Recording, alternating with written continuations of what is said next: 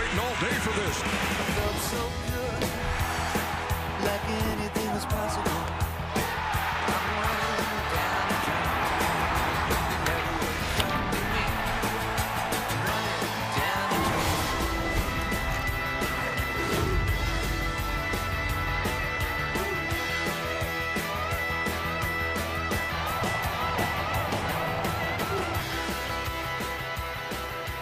Better than 48,000 fans are ready for baseball in the desert tonight. The Rockies and Diamondbacks have met 19 times this year. Whoever wins meeting number 20 advances to take on the Los Angeles Dodgers. 2017 NL Wildcard coverage on TBS, presented by Hand-Cooked Tire. It's just one game. It's over for the loser. The winner gets the Dodgers. Rockies and Diamondbacks. Welcome, everybody. I'm Ernie Johnson along with Ron Darling.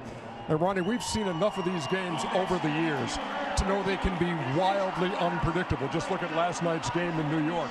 But here's something we do know. In the MVP conversation, you got 4 players in this game alone. And for the visiting Colorado Rockies, you have to start with Nolan Arenado. One of the best all-around players in the game. He's driven in over 130 in the last 3 seasons. We got Charlie Blackmon, who got the 11th batting title for the Colorado Rockies. You got Paul Goldschmidt for the Arizona Diamondbacks. He's a perennial MVP candidate. And then J.D. Martinez, who joined the team in mid-July, hit 29 home runs for them, 16 coming in September.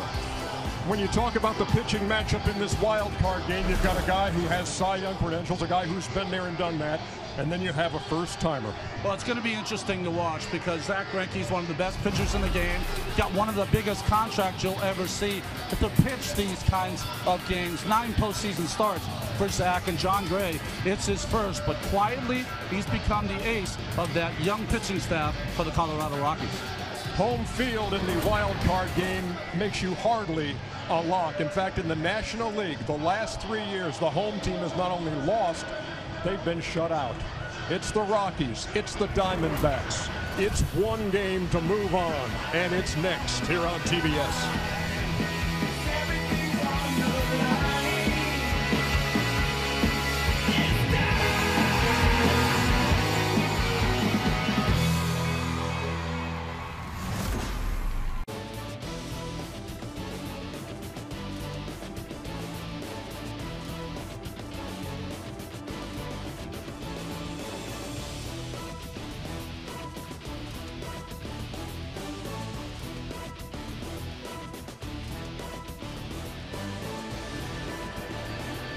We welcome you back to downtown Phoenix, where it was close to 100 degrees today, and the roof will be closed here at Chase Field. It'll be very comfortable for this 5 o'clock local start of the National League wild card game. Third member of our broadcast crew, Sam Ryan, who is field level. Sam, what you got? Hey, Ernie, well, one of the questions heading into this one, who would catch Zach Greinke? Would it be Jeff Mathis or Chris Iannetta? And Torey Lovello telling us this was a tough one before committing to Jeff Mathis, who really worked his way to become Greinke's personal catcher this season, developing chemistry. But in August, a game in New York, he suffered a broken bone in his right hand, went on the DL. He didn't return until this past weekend, was able to catch back-to-back games on Saturday and Sunday.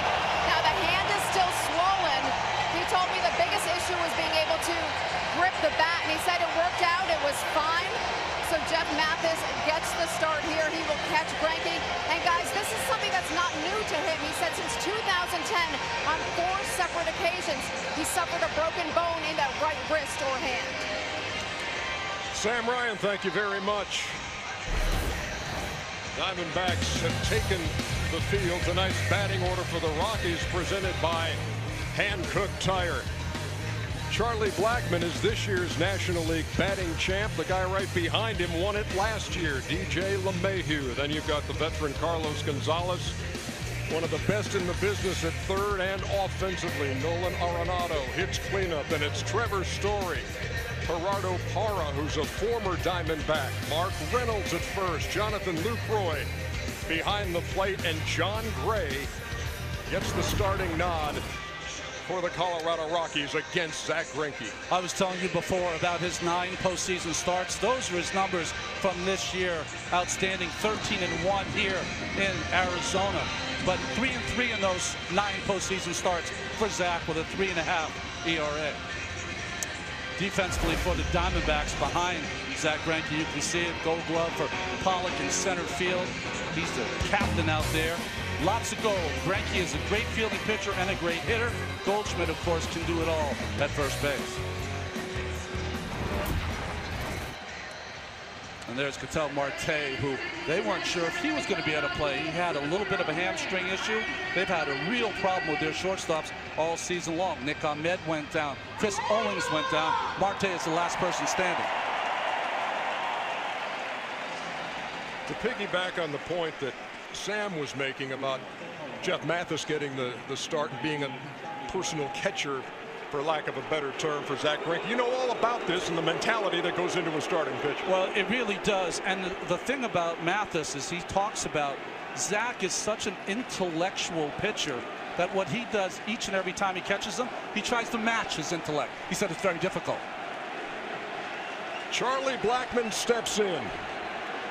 Thanks for being with us here on TBS for the National League wild card game. Arizona employs the shift defensively. Only one infielder on the left side against the batting champion of the National League, and Blackmon takes 1-0. Well, there's a shift. 3 people on the right side of the infield for Blackmon, who, when he hits the ball on the ground, will pull it. But when he hits the ball in the air, he usually can go from coast to coast, left field to right. Outfield basically straight away, maybe swung a little bit over toward right. Greinke to the plate. On the ground, on a one-hopper. Goldschmidt takes it himself. 1 down. Let's take a look at inside the numbers presented by SoFi, a modern finance company. Interesting, a little bemused smile there from Zack Greinke after throwing a changeup, which he throws 16% of the time, to get that out against Charlie Blackmon.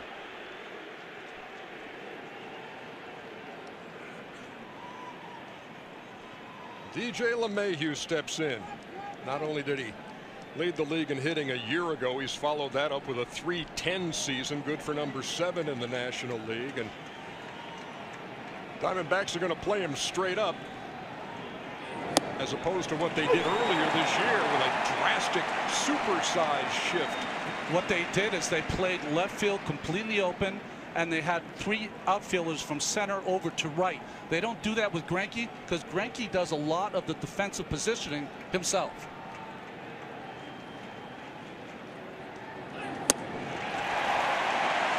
And quickly, Greinke ahead 0-2. And that was something that Dave McKay had come up with, having watched the spray charts for LeMahieu and seeing how often he hit the ball the other way.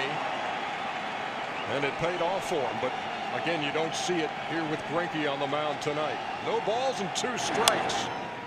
And fouled away. Well, LeMahieu is the kind of hitter. He's a big, tall hitter, but doesn't have a lot of power. He likes to get his base hits to center field and to right field. In fact, 90 opposite field hits he had this year, led the National League.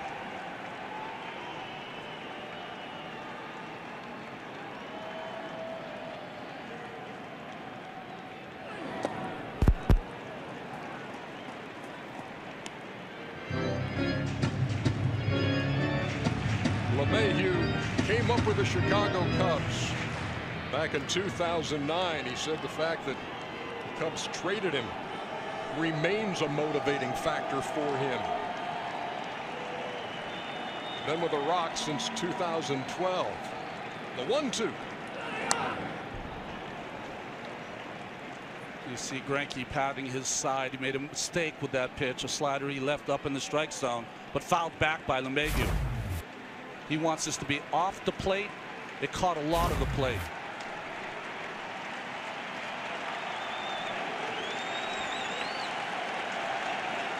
Greinke's 10th playoff start in his career.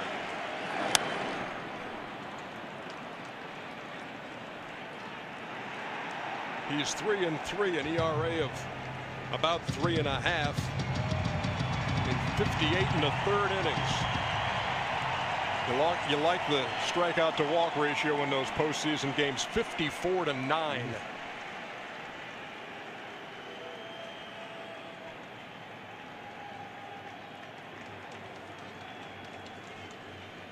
The Rockies' second baseman waits on Greinke. The ball nibbled at the corner and didn't get the call. Jim Reynolds behind the plate. Jim Reynolds, one of the best umpires in the game. This ball was hit the glove and the middle of Mathis's body, but it was off the plate. Good call. Mathis, one of the best framers of the baseball in the league as well. 2 balls and 2 strikes. Just underway here in Phoenix. High chopper. Lamb throws across.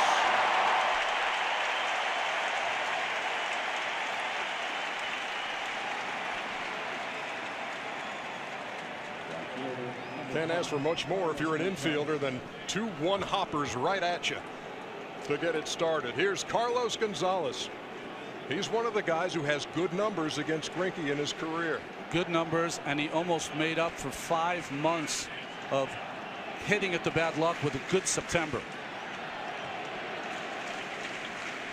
You see a lot of this shift against the left-handed hitters for the Colorado Rockies.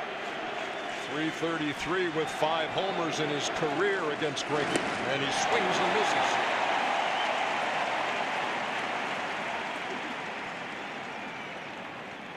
That's his numbers against Greinke. In September, Cargo was batted .377 with 6 home runs and 16 RBI.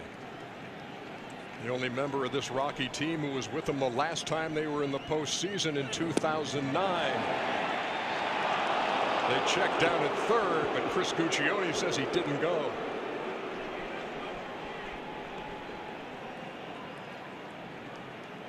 Well, so far you can see the game plan for Zack Greinke, at least the first time through the lineup. Almost every pitch has been away to these Rockies hitters.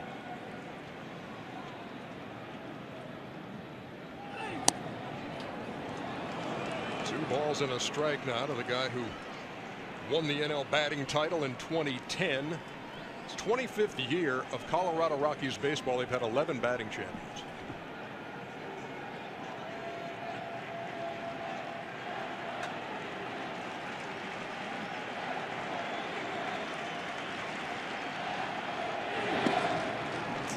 Missed again. 3 balls and a strike. That's a good take by Gonzalez. You'll see Greinke a lot of times when he's behind the count, the left-handers, he'll use that split change that he uses. Gonzalez laid off it.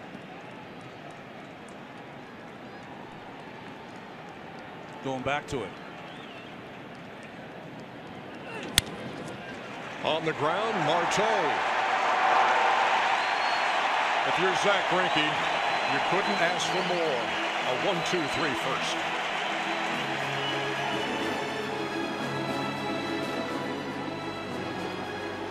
Welcome you back. Tonight's batting order for the Diamondbacks, presented by Hankook Tire. Peralta leads it off, and it's Marte, Goldschmidt, and JT Martinez. Beware. Then Jake Lamb, AJ Pollock, Daniel Descalzo, who leads the Diamondbacks in postseason experience. Jeff Mathis and Zack Greinke. And John Gray on the mound for Colorado. Bright lights, 1 game to move on. Well, John Gray makes it pretty simple. Almost starts from the stretch position. See his numbers. He won 10 games this year in only 20 starts. Missed the first 2 months with a stress fracture in his foot.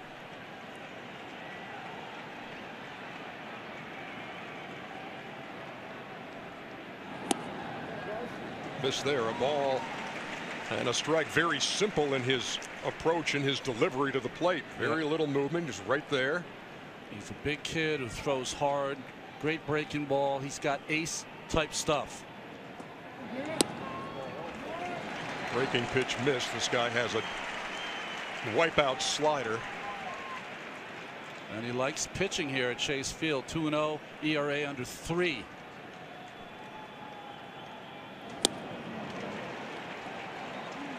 One of the things he likes about it is one of the distinguishing features of this ballpark is that dirt path from the plate to the mound.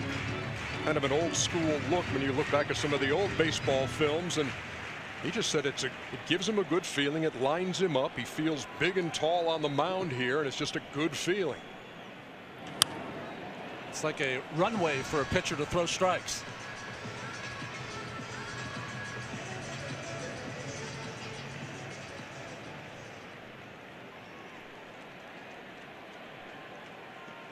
Peralta, meantime, one of those guys you just cannot help but root for as he grounds one up the middle for a leadoff single.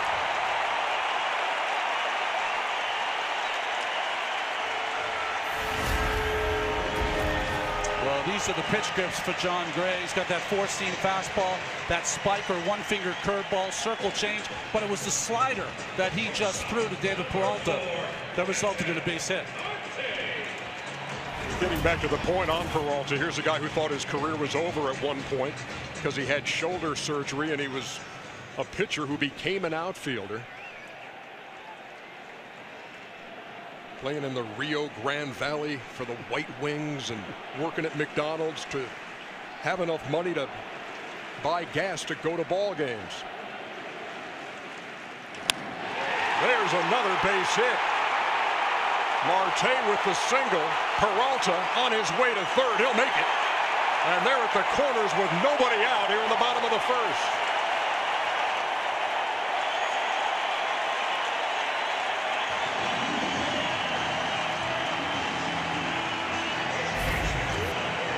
Just a fastball right down the middle, and Marte turned on it. This is what the Diamondbacks do, especially with Peralta. The good hustle goes from first to third. Gonzalez has a great arm, not enough there though. And that brings up Paul Goldschmidt. Did not have a good September. In fact, finished the regular season on an 0 for 17 skid. Yes, it does happen. It happens a lot around here.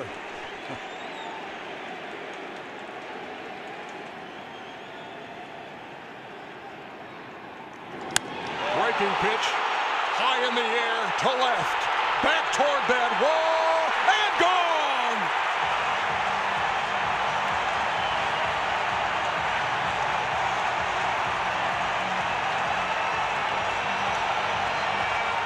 So much for 0 for 17.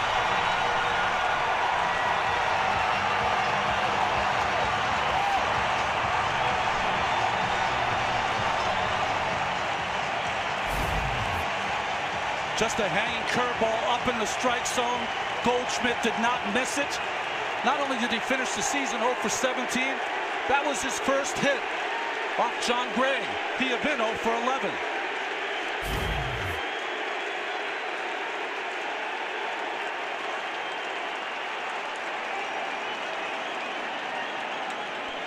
Here's J.D. Martinez.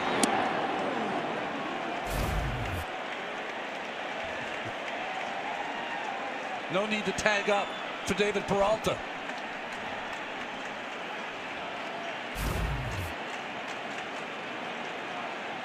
Martinez with a sudden impact on this team after he was acquired from the Detroit Tigers. Look at that smile. There's the shift on Martinez to pull on the ground, but he has tremendous power to center and to right center. I mean, Ronnie, when you look at what he did in 62 games and knocked in 65 runs with 29 home runs,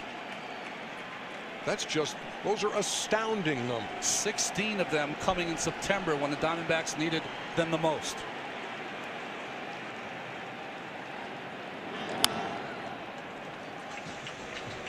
His name, J.D., short for Julio Daniel, but here in Arizona, they say it means just dingers.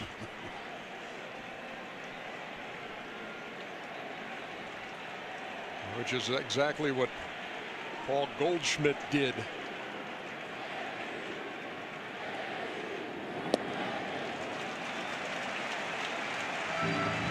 Well, a rude start for Bud Black, his first game in the postseason, down 3-0. Also, Torey Lovullo's first game in the postseason as a manager. And for one of them, it's going to last one game. Don't think that on Bud Black's mind is exactly what happened in the wild card game last night when Severino could only get an out. Managers can construct their 25-man rosters for this game one way and then do whatever they want for the next series, in which the winner of this game will face the Dodgers. That's in the air toward left center. Parra makes the play for the first out. Let's take another look at what Paul Goldschmidt did. Just a towering shot. What happens a lot of times for a young pitcher in his first postseason game, he just tried to get over a curveball to get ahead in the count. But when you're throwing as hard and the adrenaline is rushing as much as it is in his body, sometimes you hang it,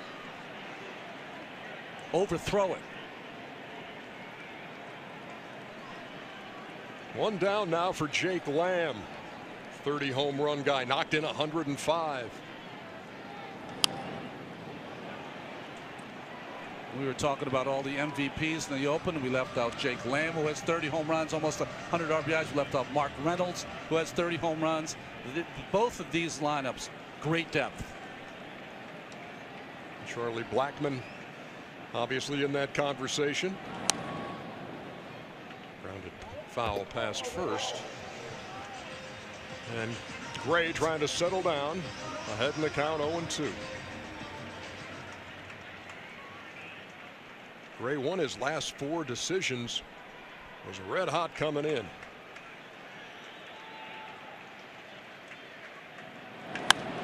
Well hit to right, base hit.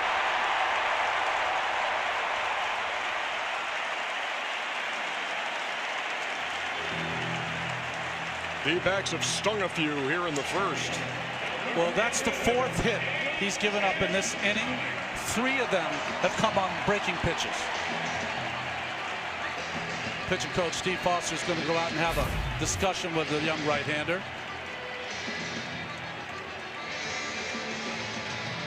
That'll wake you up if you're one of our feathered friends.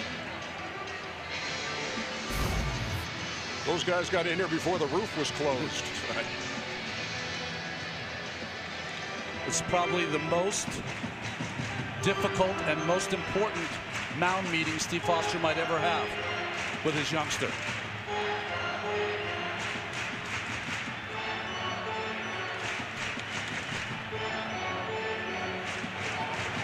Scott Oberg up in the Rockies bullpen in the bottom half of the first. Here's A.J. Pollock.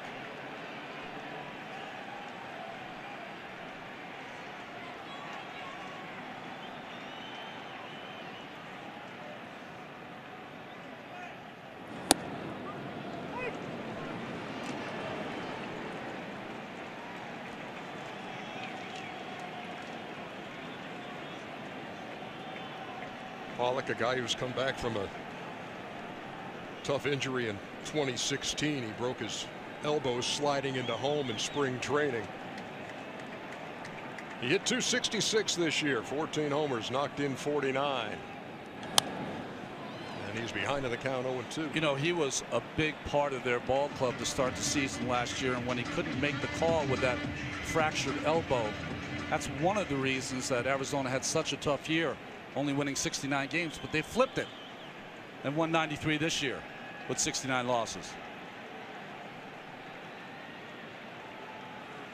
The Rockies actually spent more time in first place in the National League West this year than the Diamondbacks did, eventually both finishing behind the Dodgers.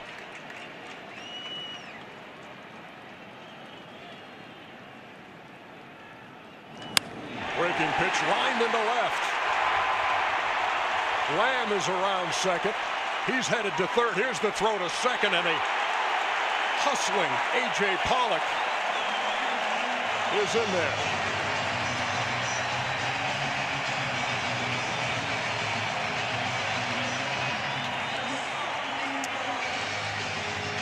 Boy, the Diamondbacks so far are giving a clinic on how to hit the breaking ball.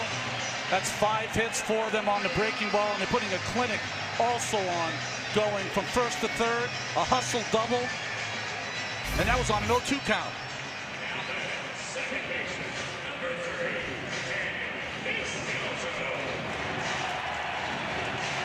Oh, Bud Black on that front top step.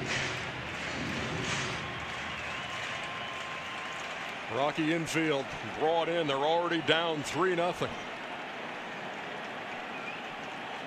Here's Descalso, the second baseman. Has more postseason games than anybody else on the Arizona side. He's been to the World Series with the Cardinals.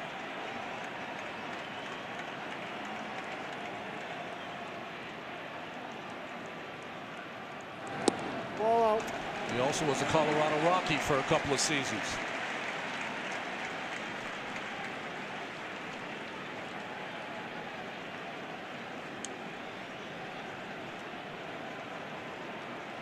Lamb at third and Pollock at second.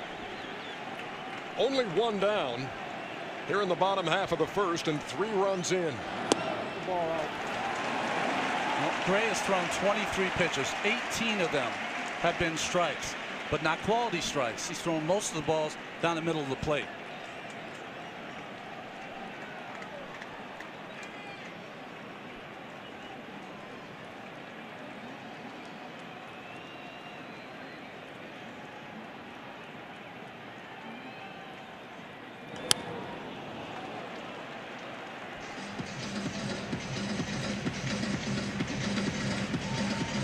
See the expression on Bud Black's face. It's almost squeamish, like, do I have to go get my young pitcher? Probably has one more hitter if he doesn't retire Descalso.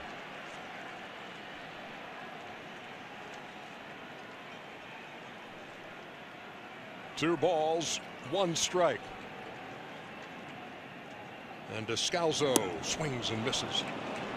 Count even.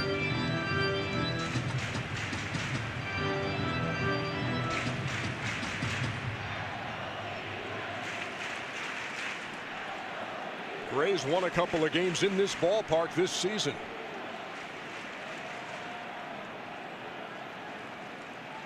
But the D-backs have taken dead aim here in the first. And there's a steer-right 3 call.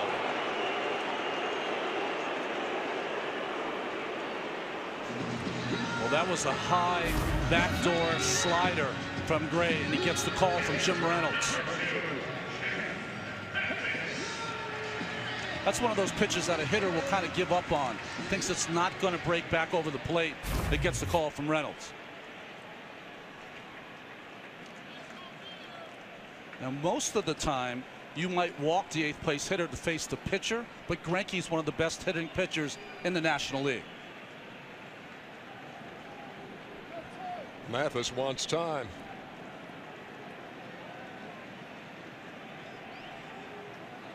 The Diamondbacks catcher has never hit much for average in the regular season, but in the post in 10 games he's hit .450.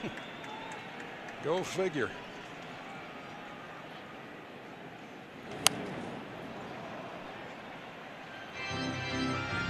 John Gray trying to escape here in the bottom of the first with just the 3-run homer by Goldschmidt. Listen, when you're a Colorado Rockies pitcher, you've gone through a lot of these games when you pitch in your home ballpark. You know your team can score runs. You've just got to hold them here. Lamb and Pollock the runners. Mathis waits.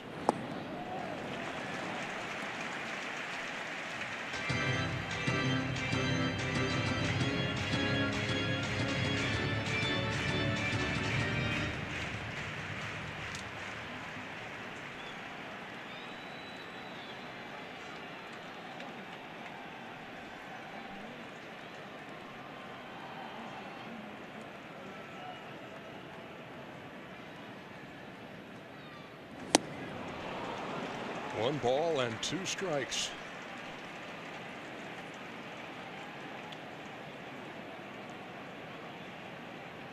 Well, 98 miles an hour from Gray, so he's got enough on his pitches. He just hasn't been able to throw them where he wants. After that swing from Mathis, you'd have to try to go back up there again.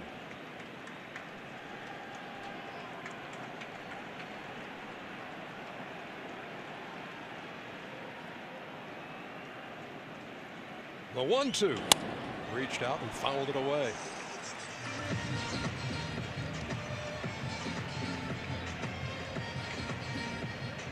Peralta and Marte singled to start the inning. Goldschmidt unloaded a 3-run bomb.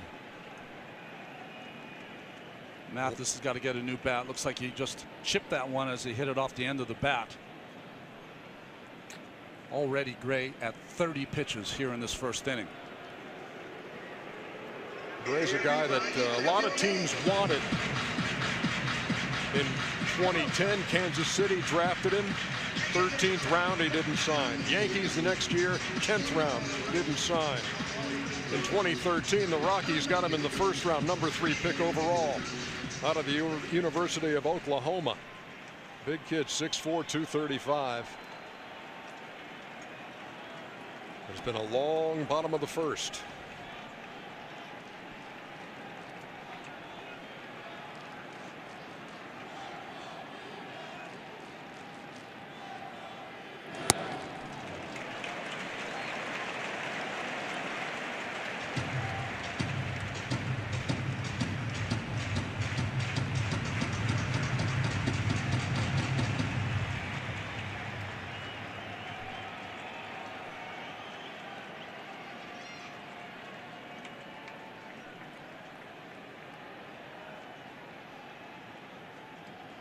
Mathis waiting on Gray as we await a 2-2.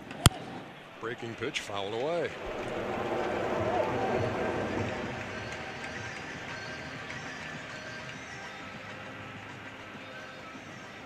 Andrew McCutchen. So much for the 0 for 17 skid. Showed why it meant nothing. Well, these guys that play every day, they are banged up by the end of the season. Maybe just some rest is what Goldschmidt needed.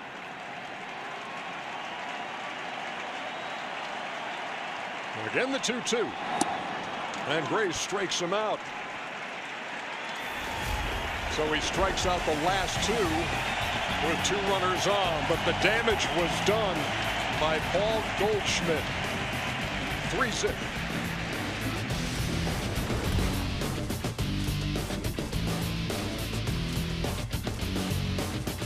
.com at bat, the #1 app for live baseball. It's the only place to get it all. Live radio feeds, video highlights, pitch tracking, StatCast, and much more. Download MLB.com at bat today. Now, life is good if you're Zach Greinke. You get a 1-2-3 top half of the first, and then your mates give you a 3-run lead in the bottom half. Nolan Arenado leads it all for the Rockies. Well, Greinke can be money, as in money in the bank when given a lead. 16-2 this year when given a lead. One of those losses, though, came to Colorado.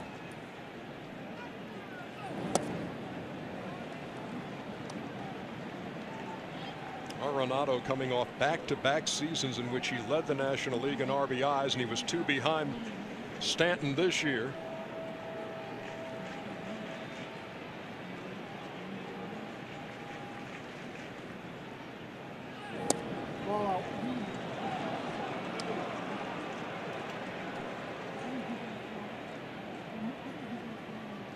Greinke is so precise with his pitches. He'll bite off as much of the plate as the umpire allows. So far, Jim Reynolds has had a pretty strict and tight strike zone. The 2-1.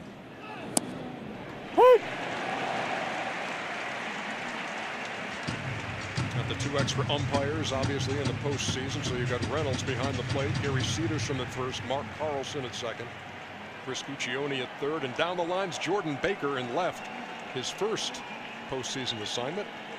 David Rackley down the right field line. 2-2 on the way.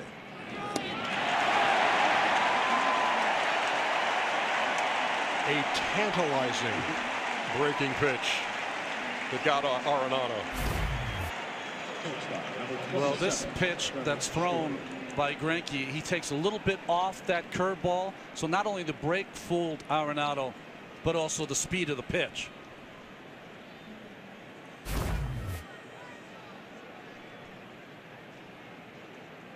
Brings up Trevor Story, another guy who's had success against Greinke in his career. 333 with 4 home runs. 2 last year on opening day and 2 this year. See that franchise record Ks. He's kind of an all or nothing kind of hitter.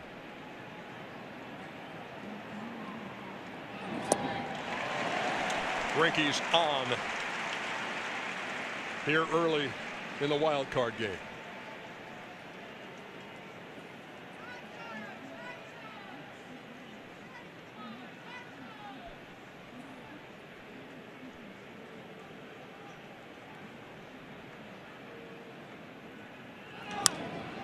In the air, deep left field. Peralta is back, but he's got room on the track. 2 down.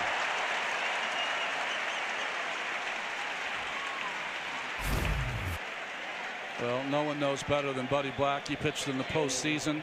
You could see him with catcher Lucroy trying to give their young right-hander some confidence. Hey, that first inning's over. Just go right back out there in the second inning. You have to match your adrenaline with precision. He wasn't able to do that in the first.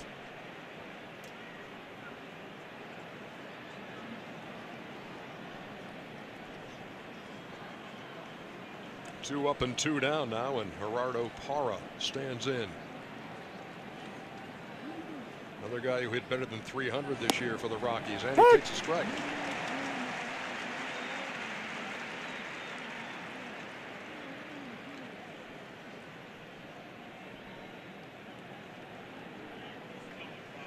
Originally signed by Arizona, was Parra, played here through 2014. A big slow breaking pitch is grounded to second. 6 up and 6 down for Zach Greinke as we head to the bottom half of the second.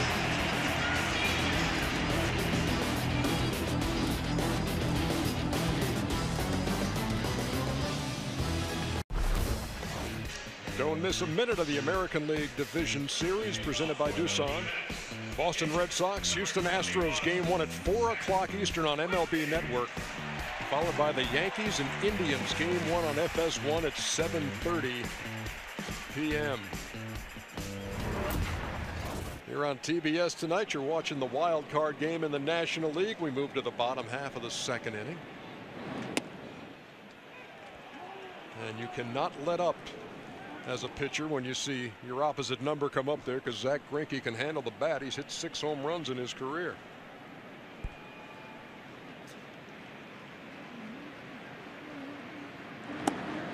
Won the Silver Slugger for pitchers when he was with the Dodgers. He hit over 300 for a season.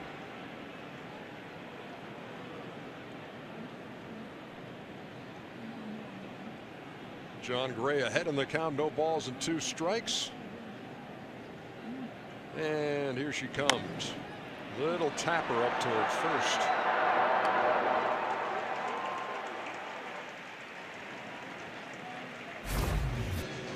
We'll see when he releases John Gray the pressure on that metallic spikes that he has on and that push off the rubber. You know, we showed Bud Black and Jonathan Lucroy talking to John Gray. A lot of that conversation will go this way. Hey, you're fine. Just hold them there. You know we're going to score some runs. Don't worry about it. Just keep them right where they are. David Peralta has singled up the middle for the second time. Takes a big turn and then retreats to first. He's 2 out of 2. You know, Peralta is grabbing his leg. He grabbed it first when he went from first to third. Seemed like he injured himself there. And here with the base hit on the breaking ball, the hustle down the first base line. And you see, as soon as he makes the turn, it's almost like he twisted his knee or ankle.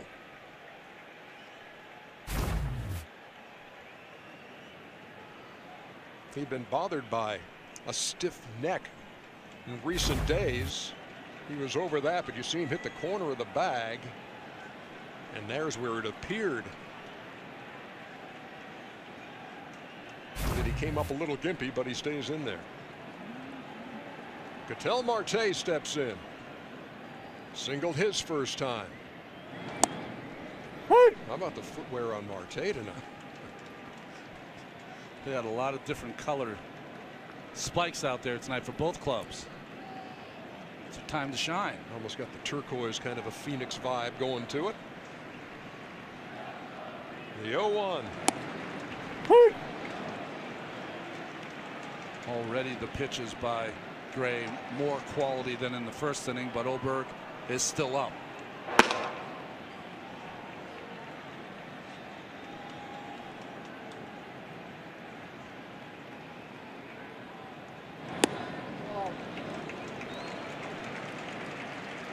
You saw that number 32 now, strikes with only 8 balls, but sometimes you can almost throw too many strikes. Got to work those corners.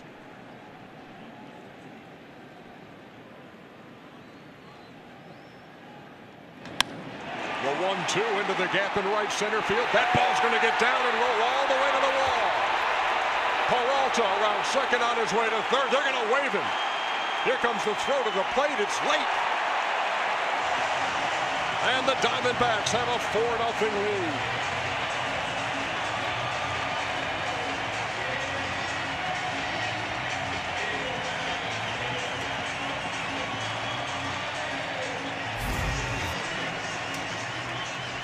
The fastball up and in, the same pitch that he got a hit on in the first time up. This time he splits the gap. And Peralta, even on that gimpy leg, hustles all the way from first base for the 4th Diamondbacks run.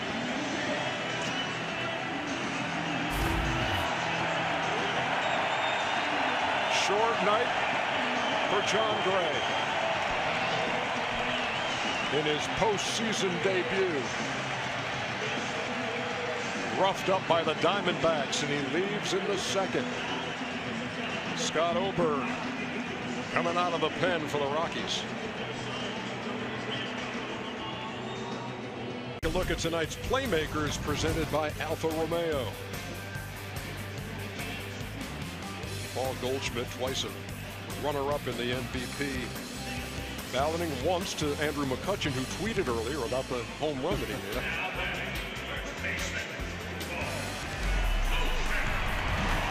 And here's what happened in the bottom half of the first. That one hung, and Goldschmidt lost it.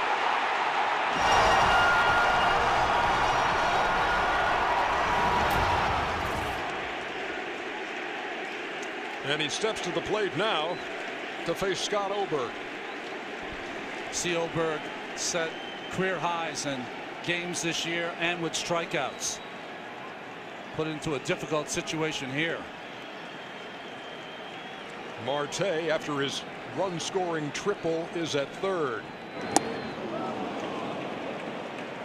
I felt that up here, 0-1.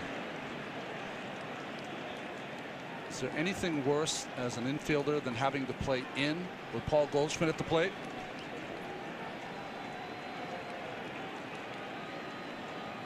Arenado and company looking down the barrel at the guy who barrels up a lot of balls, is Goldschmidt. But he's behind 0-2.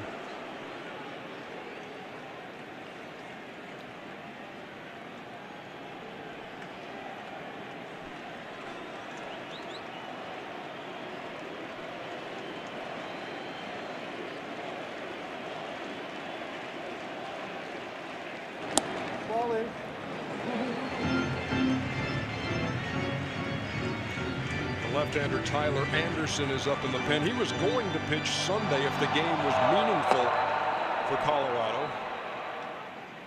He was put on the roster if he had to come in early. It's a lonely place where Gray is right now. Boy, Lucroy made a great stop to keep Marte at third.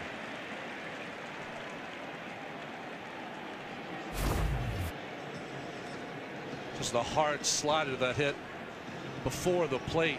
And Lucroy just caught it right in the middle of his chest protector. Put a clinic on blocking the ball there.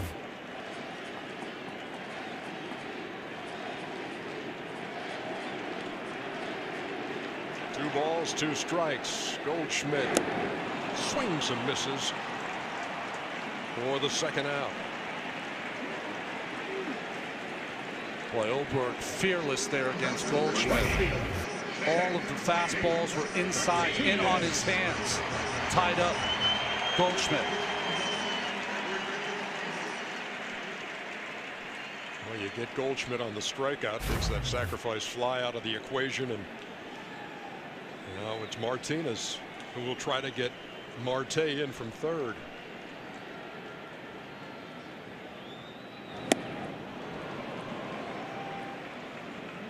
Well, I've seen Oberg throw a lot. I've never seen him throw 97 miles an hour. He is pumped up. Playoff baseball will do it to you.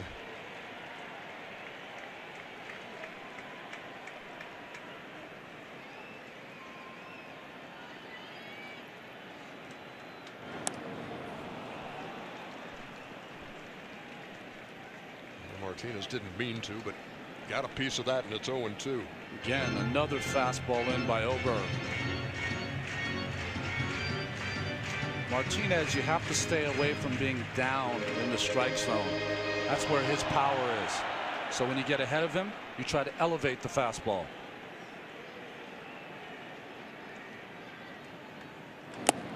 And he struck him out.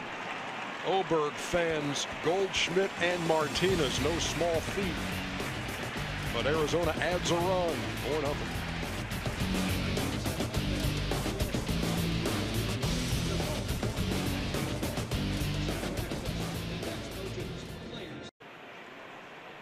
Bleacher Report connects you to the stories, teams, players, and moments that matter in sports culture. Download the free Bleacher Report app and stay dialed in to the MLB playoffs. Wild card game here on TBS. And we move to the top half of the third. Mark Reynolds facing Zach Greinke, who has set down all 6 Rockies he's faced.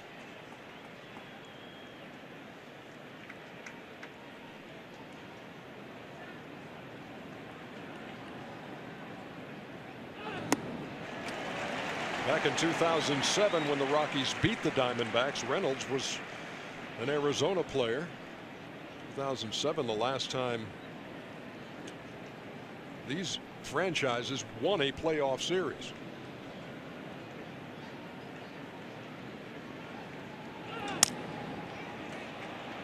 Shallow right. Descalzo wants it and squeezes it, 1 down.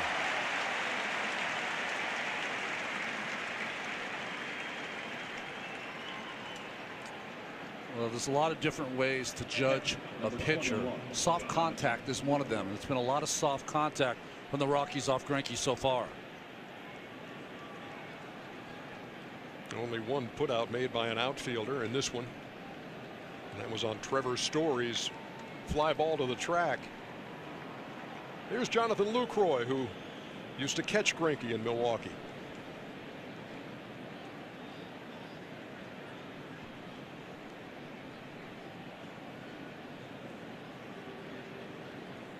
Looks like Raimel Tapia has a bat in the on-deck circle. He would hit for Oberg, the relief pitcher.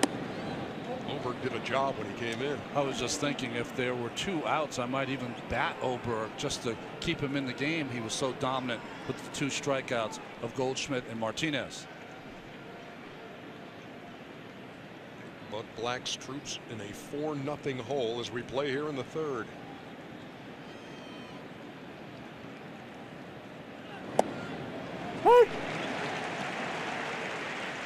Greinke has this innate ability to keep you off balance, keep you guessing. A lot of uncomfortable ABs. Well, I think he does a lot what Greg Maddux used to do in his prime. He judges the batter's swing, how they approach certain pitches, and he counters with something different if they're on a certain pitch. Missed with the breaking pitch there, 2-1, and you know, he's his own guy, and when you listen to him at his press conference. Obviously, there were a lot of other things he'd rather do than meet the media. Some short answers, but he also revealed a lot about his memory of certain game situations in the playoffs through the years, whether it's hitting John Jay with a pitch. He says, yeah, I should have. That was such a mistake. I know I went inside off the plate here to a guy who's been hit 25 times. Thinking about facing Daniel Murphy in the postseason, etc. Right. He's a student of the game, and he's really dialed in. And there was the first base runner for the Rockies. Lucroy on with the walk. Greinke angry there. He thought he threw a strike inside to Lucroy. Didn't get the call. For Scott Octobre, number 7, Raimel Tapia.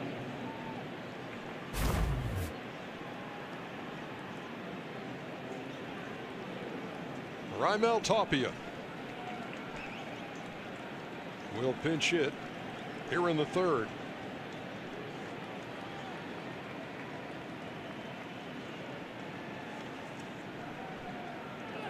Swings at the first pitch and foul.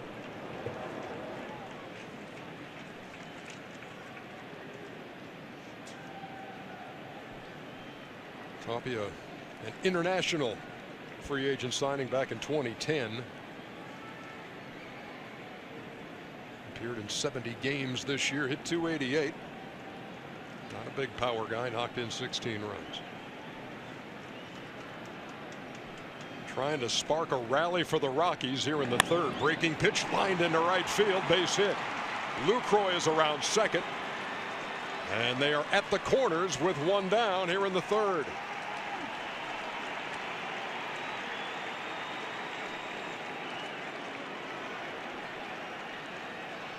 Time for records and milestones presented by Jim Beam. Drink smart. As Charlie Blackmon comes to the plate with a runner in scoring position at third, and Lucroy, and this is a guy who did what's never been done out of the leadoff spot with more than 100 RBIs in a season. For more records and milestones, go to BleacherReport.com. Well, for you Rocky fans, this offense is very potent. I know it's going to be difficult against Greinke, but they've scored 5 or more runs in an inning 24 times this year.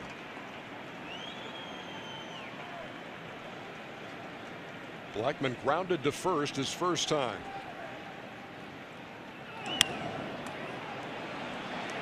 Into shallow left. Peralta with the catch. No tag. 2 down.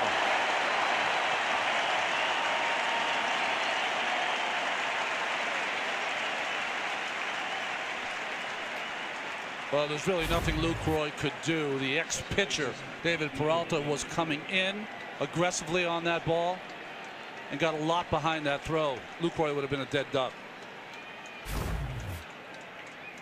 And Blackmon will be kicking himself, a guy who relishes those opportunities to get his team on the board, but not deep enough on the fly ball to left to score Lucroy. So they stay at first and third, now 2 down for LeMahieu.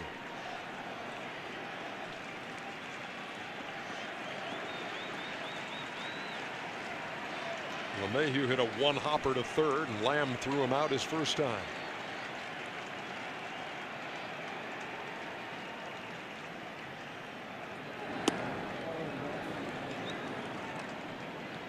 See, that first pitch was in to LeMahieu.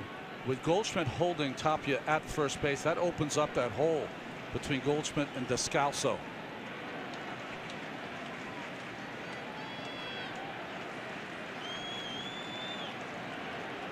And LeMahieu goes that way a lot.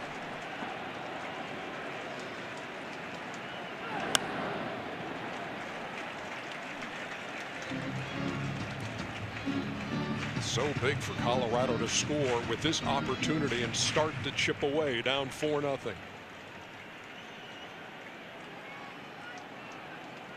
Because you don't know how many opportunities against a guy like Greinke you're going to have. Yeah, you don't have to get them all back at once, but you do want to dent the armor of Greinke.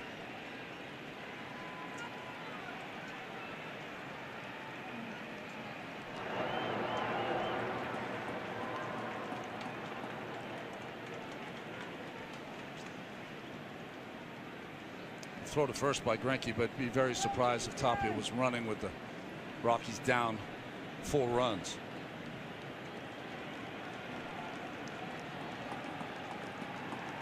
The runners lead from the corners as we wait on a 1-1 with 2 down. Catch slowly to short. Marte. Nifty.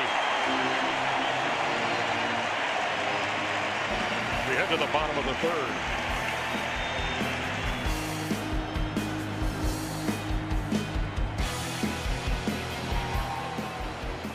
Presented by Hankook Tires.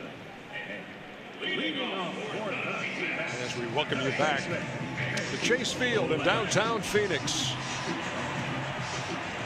And the home-standing Diamondbacks coming to the plate with a 4-0 lead and facing the 3rd Colorado pitcher of the night. That's Tyler Anderson. 15 starts for Anderson this year, 2 relief appearances, both against the Diamondbacks. He was one of their hottest pitchers, though, in September. Jake Lamb leads it off. Swings at the first pitch and found some room.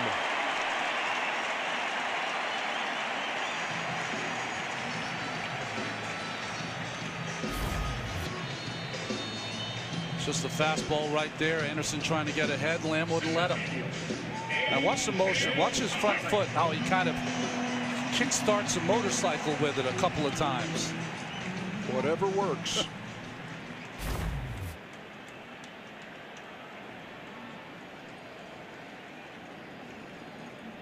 Now here's A.J. Pollock. Doubled his first time. But he and Lamb were stranded after Arizona had scored 3 in the first. Anderson, when he's at his best, he's a guy that doesn't overpower you, keeps the ball down. When he's getting ground balls is when he's most effective. Actually had arthroscopic knee surgery this year and missed July and August. 3-1 in September since he came back. Took something off. Beautiful change, and it's 0-2.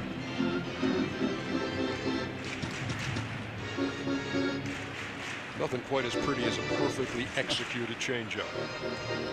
That's what he has. He has a good changeup, good sinking fastball, and when he's at his best, he'll also pitch inside to the right-handed hitters. There's a fastball in.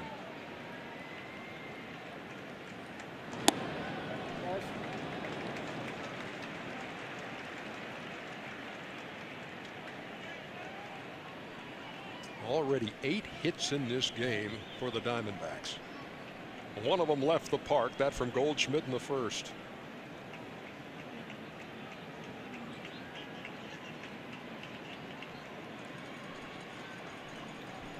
14 batters, 8 hits. Not a good ratio if you're in that Colorado dugout. Good look at the 27-year-old.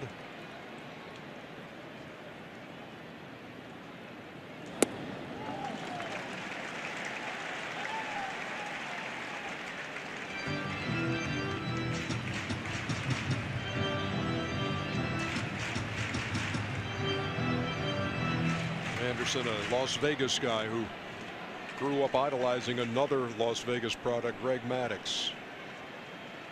And obviously mentioned that city now, and there was a nice moment of silence here, Chase Field, after what happened earlier this week.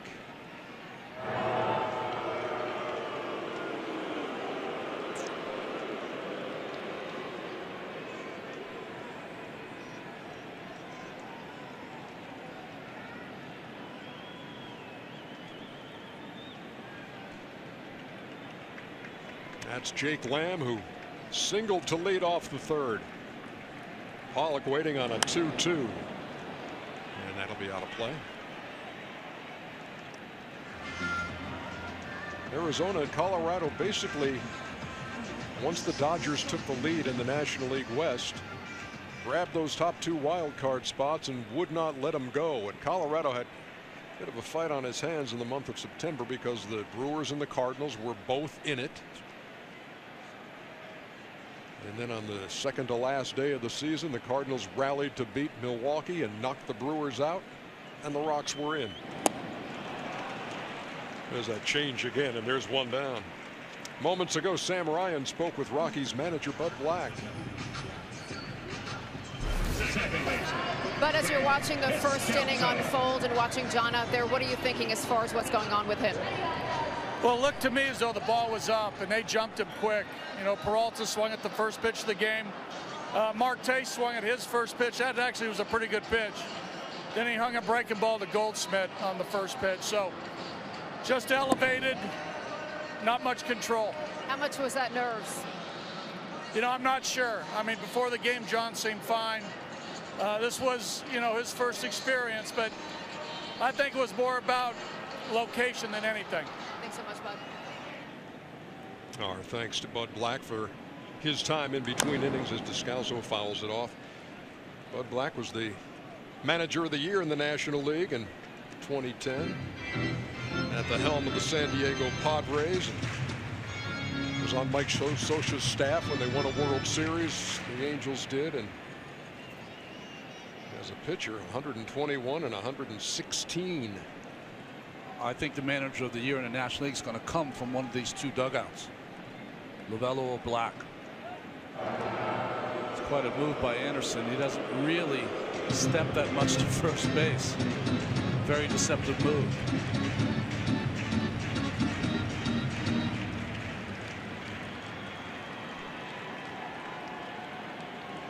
Descalso called out on strikes his first time. Waiting on a 1-1. In the air to right field. Well hit and gone.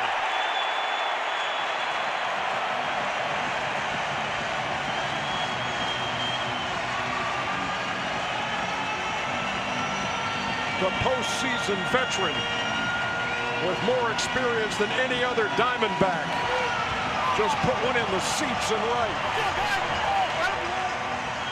6-0. Well, if you're doing any kind of scouting report on these Diamondbacks from this game, they have just tattooed the breaking pitch, and they are a little changeup from Anderson left in the middle of the plate.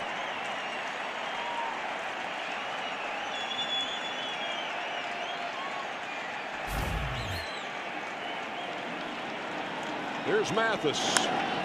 Swings at the first pitch. Playable for Blackman in center. 2 down.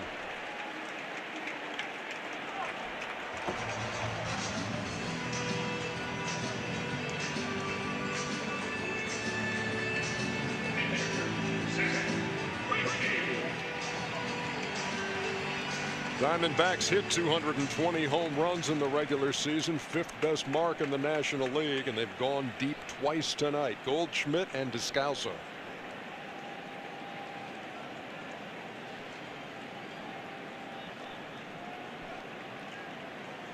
And now here is Zach Greinke, who has himself a 6-run lead.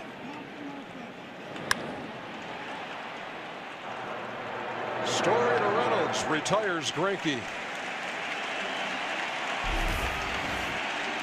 But the Rockies snake bit here in the wild card game. It's 6-0.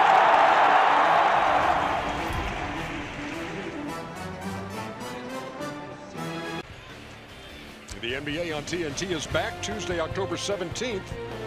Tune into NBA Opening Night 2017, presented by Auto Trader. The wild card game continues here on TBS from Arizona, where the home team has had it all its way as we head to the top half of the 4th, and Carlos Gonzalez leads it off. Rounded to short his first time.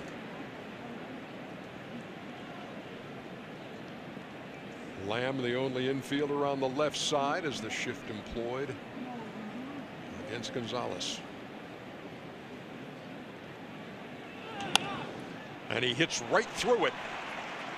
Leadoff single for Cargo. Moments ago, Sam Ryan spoke with D-backs manager Torey Lovello. Torrey, to get that early lead, how much did that alleviate some of the early tension? Well, I know this game's full of anxiety, and we had our guys step up there in the right moment and deliver a big 3-run home run, and it got us playing downhill baseball, and you've seen that where that's landed us right now. What do you like from Zach out there? He's in command of 4 different pitches. He's using his fastball on both sides of the plate, executing a game plan just like we talked about in pregame. He's doing everything we'd asked him to do. Thanks so much, Torrey. Thank you. First time tonight that the Rockies have had the leadoff man on. And here's Arenado. Rockies had 2 on in the last inning but couldn't score. Blackman and LeMahieu were retired with runners at first and third.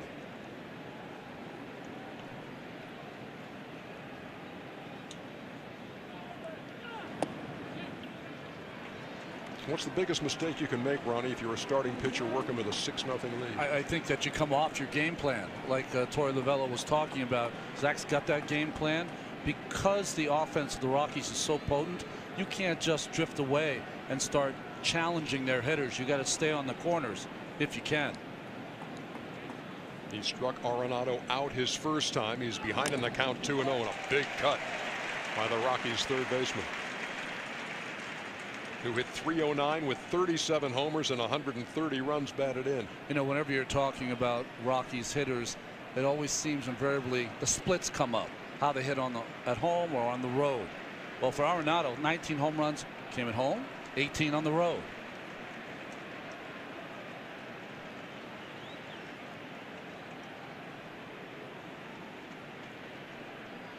Gonzalez with a lead at first, nobody out.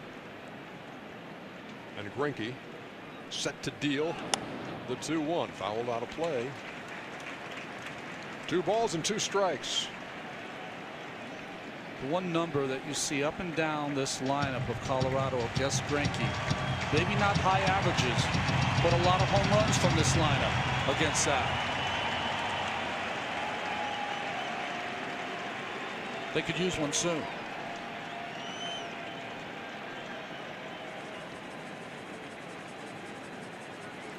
Greinke, a former Cy Young winner, working with a 6-0 lead. On the ground to third, Lamb will get the force, the turn late. And Arenado will board on the fielder's choice.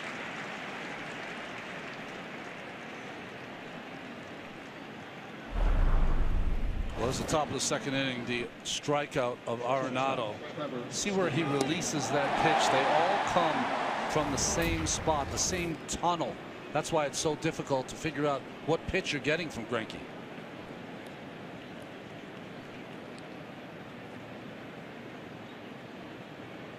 And that brings up Trevor Story.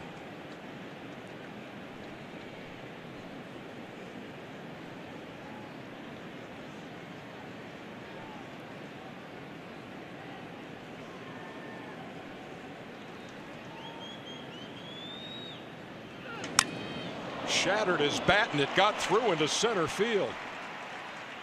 Runners at first and second.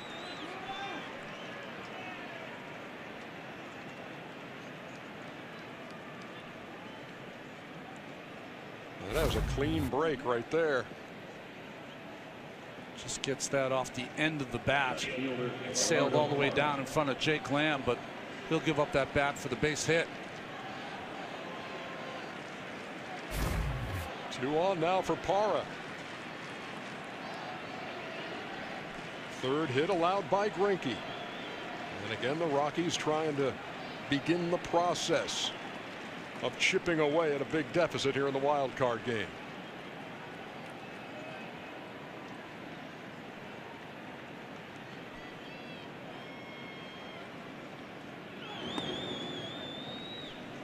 It's a difficult decision for Bud Black whether to play Parra, the ex-Diamondback, or to start Ian Desmond in left field. Parra ended the season in a 1-for-27 slump, but we saw what that did with Goldschmidt, who was 0 for 17.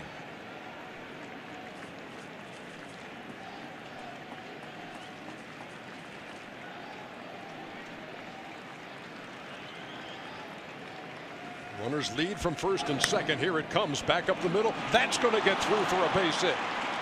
Arenado around third. He will score. The Rockies are on the board with runners at first and third.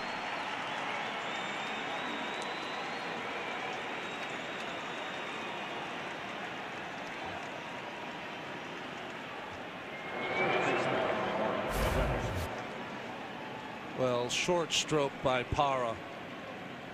You know, Greinke was trying to do exactly that, get himself a ground ball, but it found a hole. Stu Cole waving Arenado around, and now it's a 6-1 game. Still just one out. Runners at first and third. And here's Reynolds. He's got 4 career home runs off Greinke.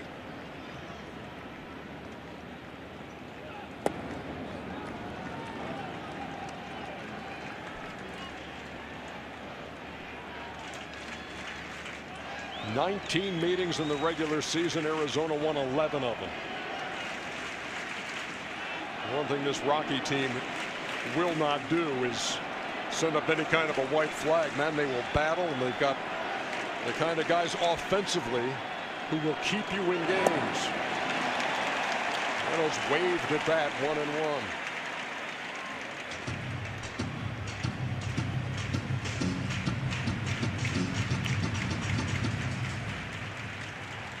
Mark Reynolds hit 121 home runs as a D-back.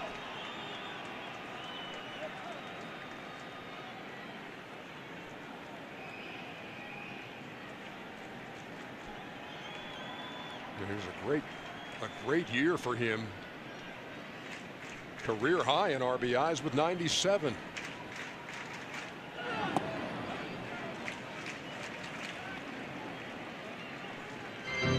His 17th postseason game.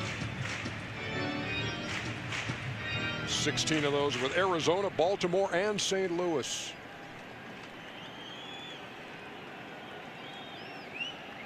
And you know, with one swing, this is a brand new ball game.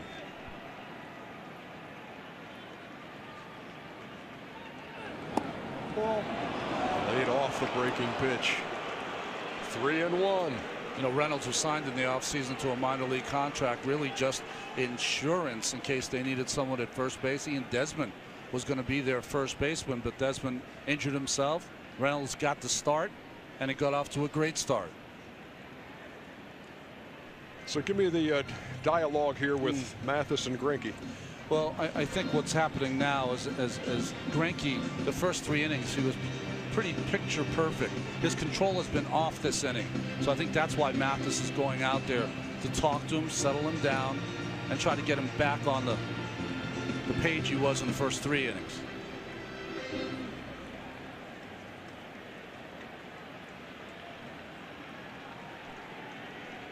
Rockies have broken through to get on the board here in the 4th. Threatening for more. Hitters count to Reynolds. 3-1. And it's full.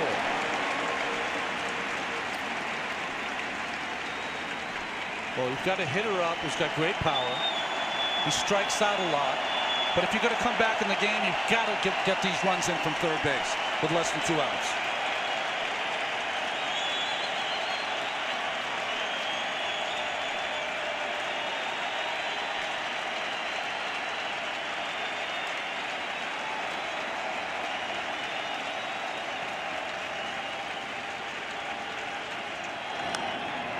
Off the end of the bat, they'll get the out at first as Story crosses to make it a 6-2 game. Kind of a cue ball that Reynolds hit, but it did the trick. Got that runner in from third. Well, Greinke was trying to go with the slider to get the strikeout, but hit off the end, and just great base running by Story, who went on first contact, and Goldschmidt did not have a play.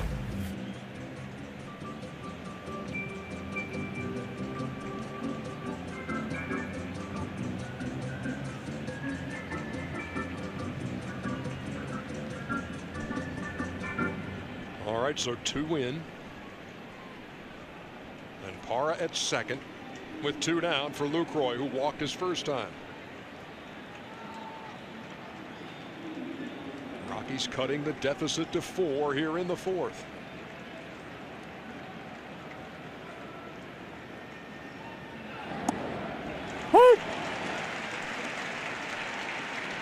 Well, you mentioned before that Lucroy caught Greinke. He's always hit well off him too. 7 for 11 in his career.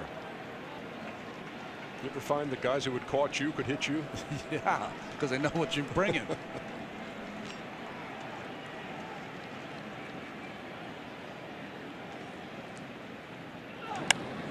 Into right field, tailing away. Martinez won't get there.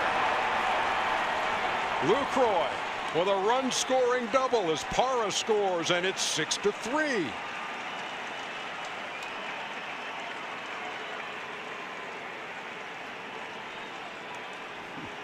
The Rockies off the operating table. There is a pulse. Fastball away, good hitting by Lucroy, going with it.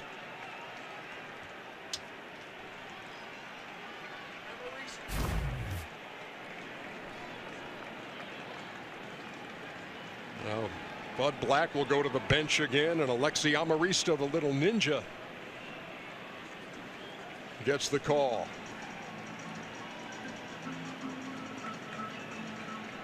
Mike Butcher wants to talk to Zach Greinke. So how about this Rocky rally in the 4th? They've scored 3. See chafing up for the D-backs here in the 4th inning. Big country, they call him. Mike Butcher had the same job as Bud Black did at one point for the Los Angeles Angels. Pitching coach.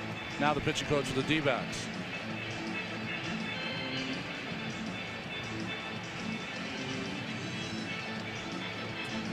You see during the regular season, sometimes the umpires break that up a little quicker.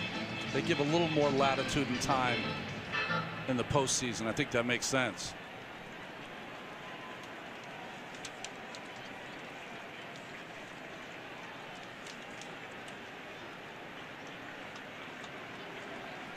Amarista is a guy who played for Bud Black in San Diego. 5'6", 150. Line drive up the middle. Lucroy around third. He's going to score. It is a 6-4 game.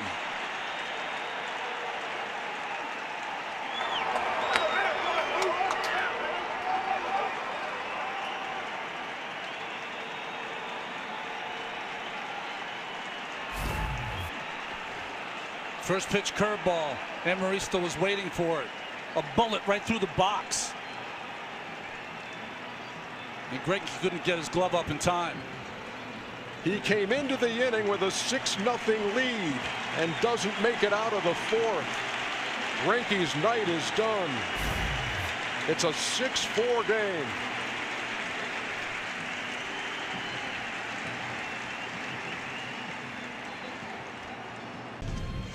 Tonight's upcoming schedule is brought to you by Hankook Tire. Cubs and Nationals play in Game 1. Ronnie and I will be there with Sam Ryan on Friday.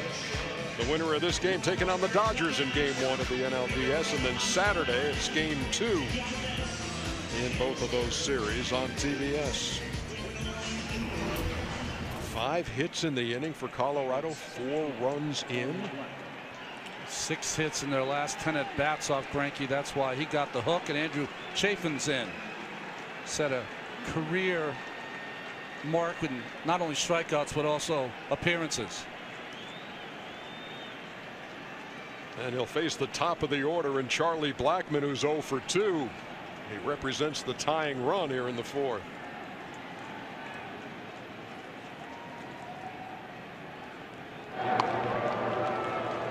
Well, Chafin's been a lefty specialist for this team all season long. You never thought you'd have to use him in the 4th inning, though, against Blackmon.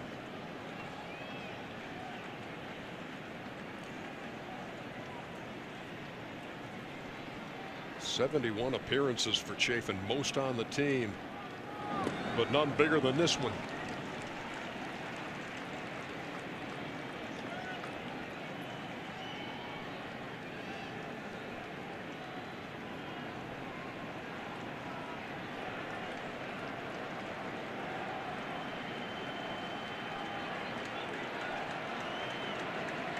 Jimmy Sherfy, young right-hander, getting loose in the pen.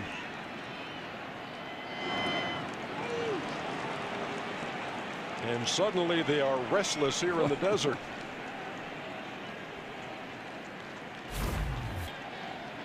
Nice block here by Mathis. Just a shocking development here. You just count on Greinke to protect the lead when he's given a 6-run lead, but he wasn't able to. But you also count on stuff like this happening in the wild card game. Remember when John Lester had the big lead for Oakland in Kansas City, and we know how that turned out. 2 balls and no strikes. Blackmon takes a strike. Saw those numbers for Greinke. His shortest postseason start for him ever.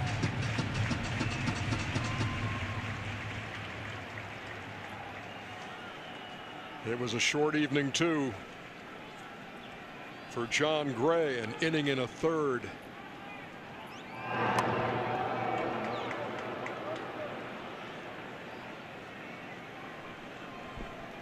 A lot of Rockies on that top step right now. They're back in this game.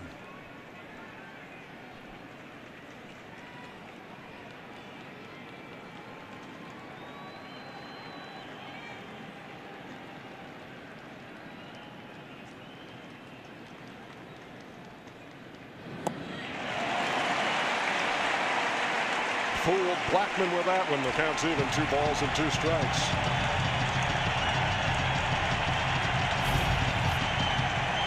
Well, Chafin is known for his good fastball, but more importantly, the breaking ball that he uses against left-handed hitters. Workhorse reliever against the leading hitter in the National League.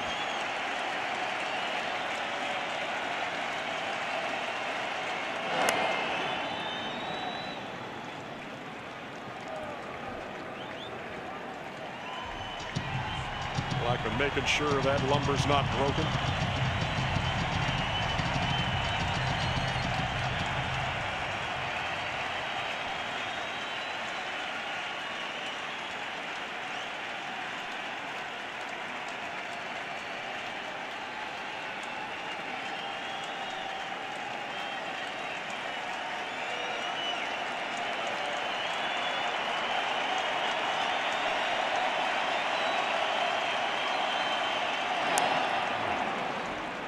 Blackmon hangs in.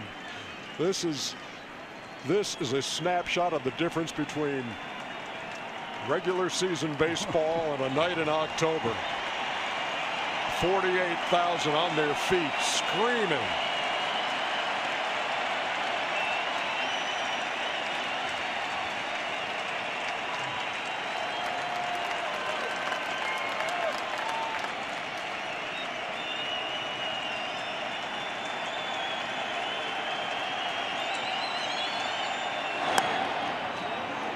Blooper.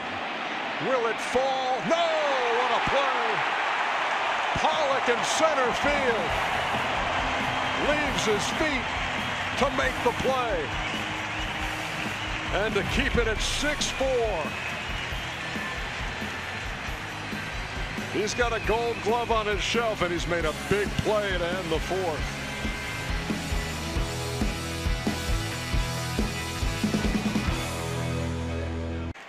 '17 NL Wild Card coverage on TBS presented by Hankook Tire. Well, we got ourselves a game after a 6-0 lead for Arizona. And Chris Russin, the 4th Colorado pitcher, as we go to the bottom half of the 4th. Led the National League with 85 innings, did Chris Russin. He's their long man that they'll use 2 or even 3 innings. Pitched 3 innings plus over 5 times. He faces the top of the Arizona order. David Peralta's 2 out of 2 and has scored twice. Rustin has a sneaky little way about him. He'll sometimes speed up his windup and catch the hitters off guard.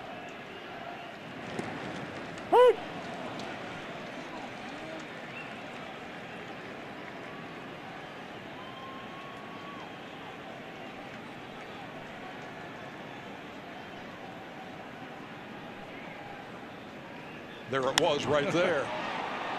Fly ball to center. And Blackmon will put in his pocket for the first out. Whatever it takes, right? Do anything you can. We've seen quick pitches from pitchers, but out of the windup there, he just forgets about the windup and just fires it in there.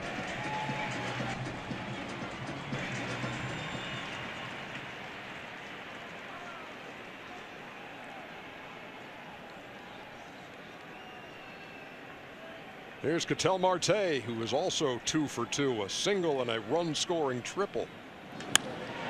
Boy, as he's swinging the bat well, that's going to the gap, and it's going to the wall, and Marte's got good speed, and he's at second, and he's not going to hesitate. Here comes the throw to third. He's safe. Ball gets away, but he'll stay right there. Ketel Marte, his own personal track meet here in the wild card game.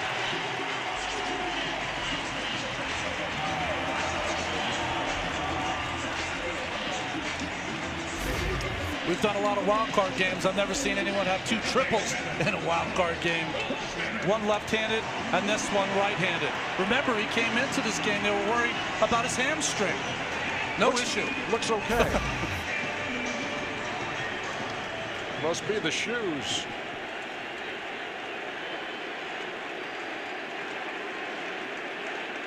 Here's Goldschmidt. 3-run jack his first time.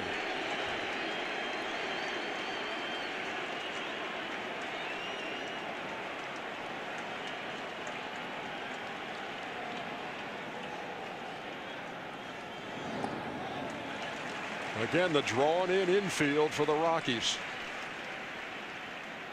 Trying to keep the deficit at 2. Last time in this situation, Scott Oberg was able to strike out Goldschmidt and Martinez.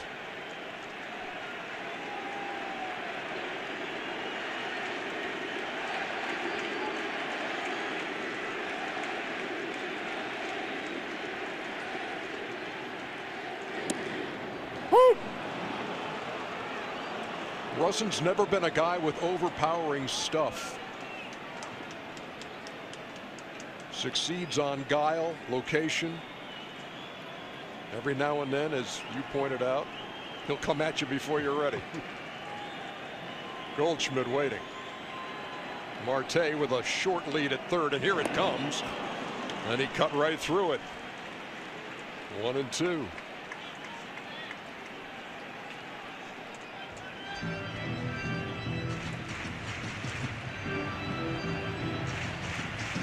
Now, if he was pitching from the stretch, he wouldn't be able to drop his hands and go like that because you'd have to pause. But he's pitching from the windup. That's why he's able to quicken that motion.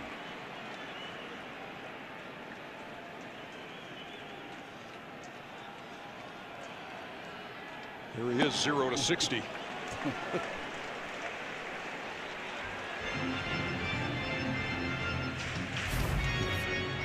I mean, he just kind of sidesteps and lets it go.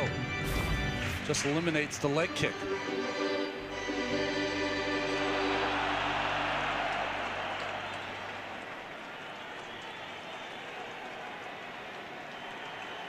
Marte, 1-out triple. His second of the night. He's at third. The 2-2 to Goldschmidt. Rounded off of Arenado. Throws across and got him. Arenado's a Gold Glove third baseman. That was a bullet. And because he's got that great arm, he was able to throw out Goldschmidt and keep the runner at third. Well, I said before, I mean, you got to be fearless to play in with Paul Goldschmidt up. That was a bullet. He kept it in front, looked the runner back, and still had time to throw Goldschmidt out at first base. They will intentionally walk J.D. Martinez.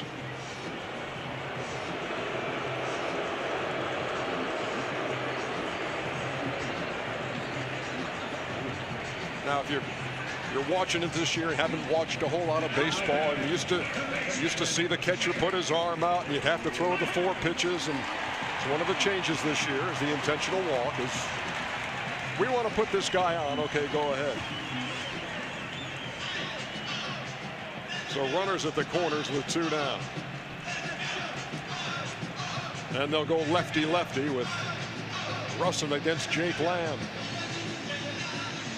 Well, you see the numbers on Lamb, but only batted 144 against left-handed pitching this year. That's why Black made the move.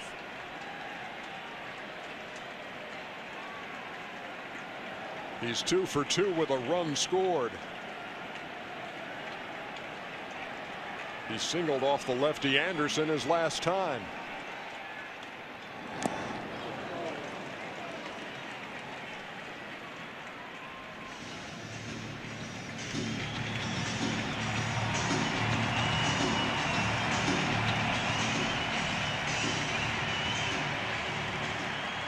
Well, this is the matchup that Bud Black wanted. Jake Lamb 0 for 8 in his career against Chris Russin.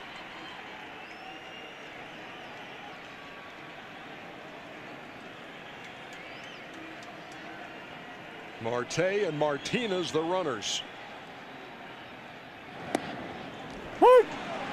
Out the corner, 0-2.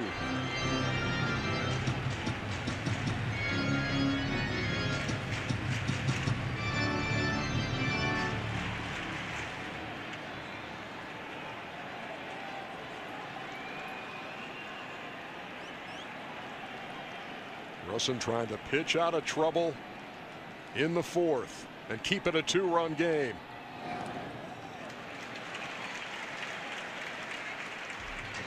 Russin's a guy who grew up playing high school ball in Detroit, and one of the guys he faced in the championship game of the Catholic League is the guy playing second base behind him right now, DJ LeMahieu. Faced each other in the SEC also at Kentucky and LSU, and here they are, teammates on a Colorado team trying to make its way to the NLDS against the Dodgers. They trail by 2.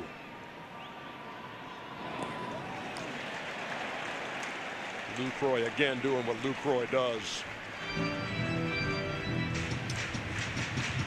You know, you used to see a lot of catchers, their bodies would be big-bodied guys, but you see a lot more nimble catchers nowadays, and Lucroy is just so adept at keeping that ball in front of him.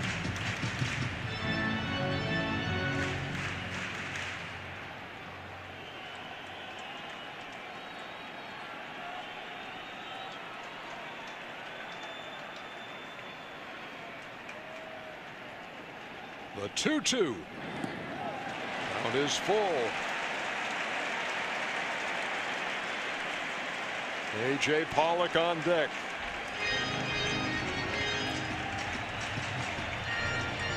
You got to get out of this situation if you're the Rockies. You just scored 4 times. You get the game close. Can't allow the Diamondbacks to score another run.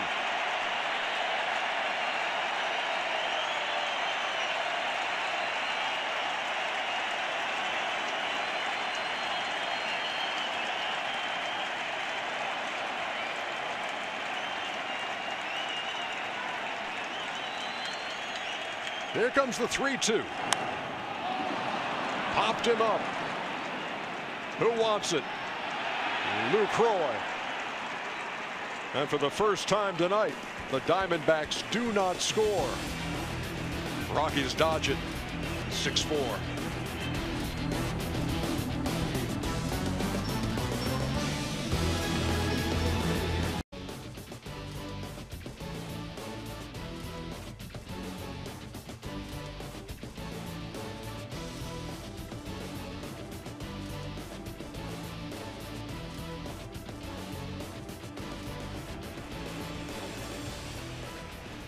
At Chase Field, we move to the top half of the 5th inning, and Robbie Ray,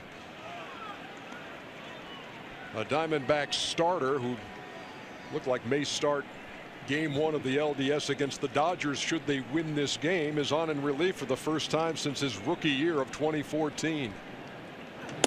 Back then he was with the Tigers. He's really been the most dominant starting pitcher for the Diamondbacks this season.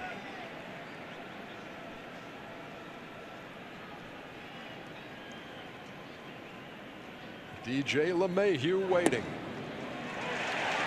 and takes a strike. 1-2. LeMahieu 0 for 2 with a couple of ground outs.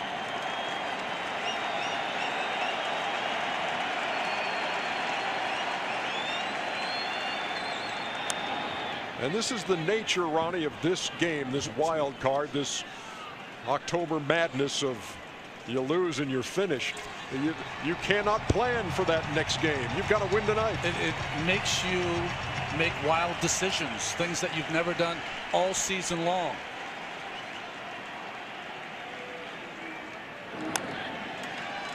You know, baseball has really shifted. You've got spring training, you've got the regular season, you've got September baseball, you have postseason baseball, but the wild card games are a separate entity. Whole other way to manage, and then you can adjust your roster for the next round if you are fortunate enough to make it. Up and in. We talked about home field not being a significant factor. 3-7 going into this year. Yankees won at home last night.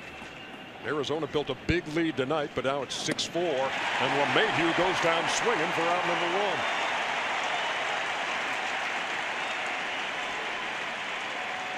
1. Well, Robbie Ray is a guy that was signed by the Nationals, traded to Detroit, traded over here, always had a big arm, lacked control. He found it this year, and a career year for him with 15 wins. Here's Carlos Gonzalez and the shift by Arizona.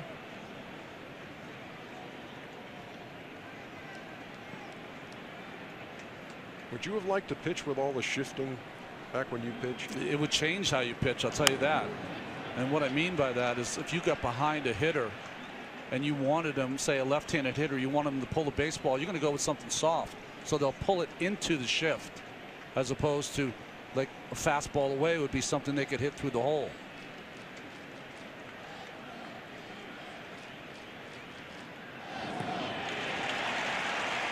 Fargo waved at that. 0-2. Robbie Ray just turned 26 on the 1st of this month. Lefty with great stuff. Got ready for this appearance today by shooting hoops in the locker room before the game. It was a spirited game that we witnessed. Tapped foul up there toward first, and Tony Diaz with the soft hands and then makes a friend in the first row.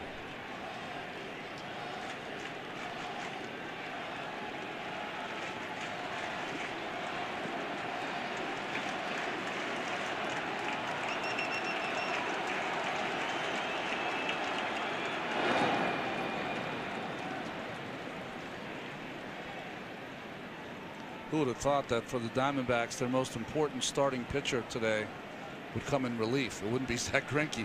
It would be Robbie Ray.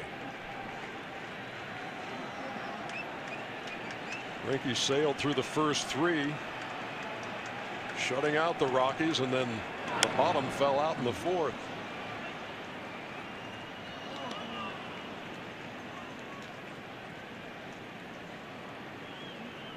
Four runs on 5 hits in that 4th inning. And suddenly Torey Lovullo's team found itself back in the game, once leading 6-0. We'll have to throw down to first to complete the strikeout. And Ray has faced 2 and fanned them both. We've been talking about Lucroy. Jeff Mathis is as good as there is in the game also at blocking the ball in the dirt. Slider that fools Gonzalez. In classic form there by Mathis to keep it in front. And the importance of those first 2 outs here in the 5th in a 2-run game means that Arenado comes to the plate with nobody on. And takes a strike. This is not just any left-handed, but Arenado this year has eaten up left-handed pitching. 420 clip with 16 home runs. And quickly, with that devastating change, it's 0-2.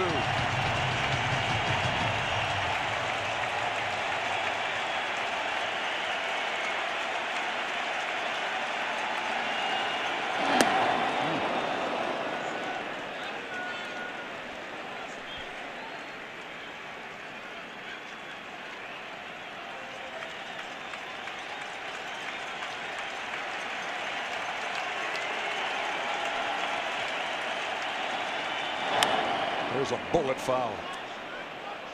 You know, in a league where more and more hitters are becoming down hitters. Why is that? Because they're all concentrating on launch angle, getting the ball in the air. A pitcher like Ray becomes highly effective because his fastball is up in the strike zone.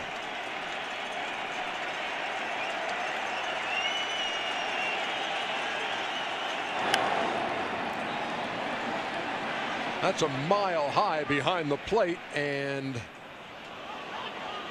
was in the first row. Mathis gave it a look, but it wouldn't come back for him. Arenado trying to get on top of that baseball, but just couldn't.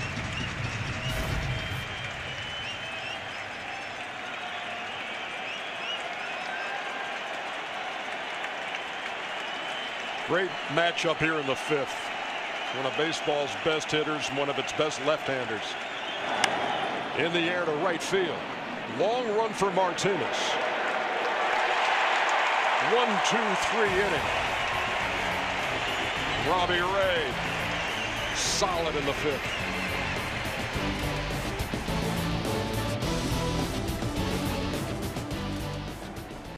Here's a look at StatCast powered by Amazon Web Services, and keep your eye on A.J. Pollock. Just came running in as fast as he could go.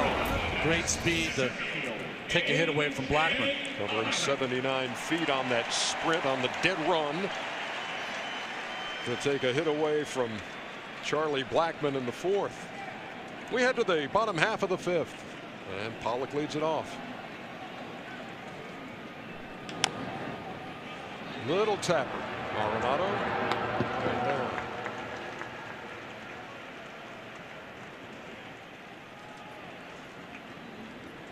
Not only is he a great fielder, he's got a flair in the way he plays it, the way we were watching him taking ground balls off the fungo bat today.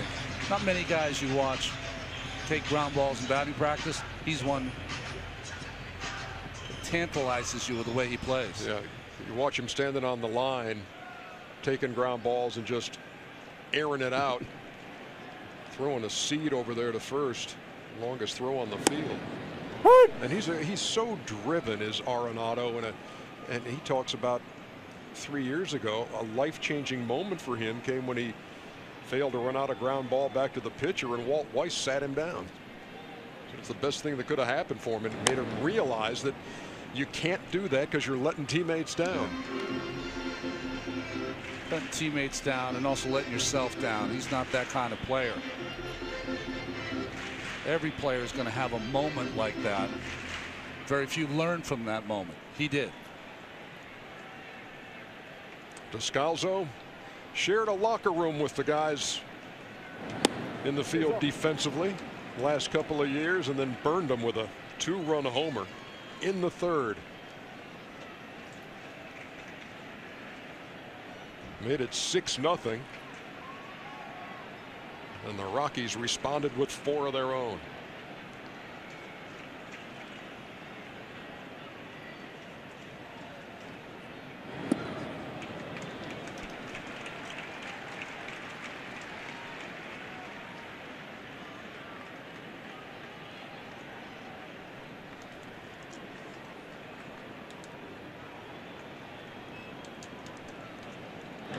The 2-2 is grounded foul. So what Rustin does to the hitters who like to have that high leg kick and kind of time the pitcher is that he doesn't allow them to do that. So gets them a little bit out of their rhythm.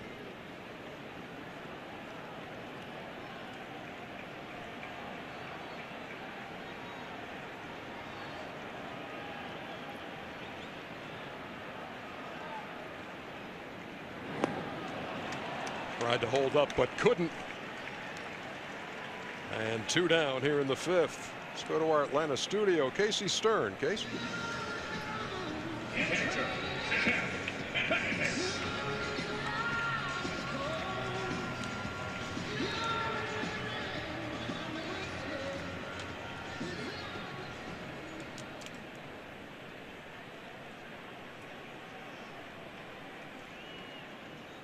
All right, thank you very much, Casey. Yeah, the home run that Aaron Judge hit into the I think that thing went in the first row and into the third row by the time that thing stopped. It went in hot.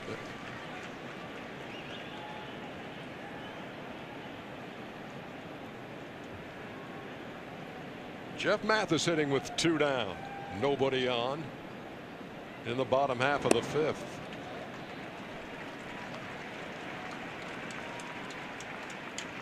Russin allowed that 1-out triple in the 4th, but did not allow Marte to score. And he's gotten the first 2 he's faced here in the 5th, and the feel in this ballpark has changed.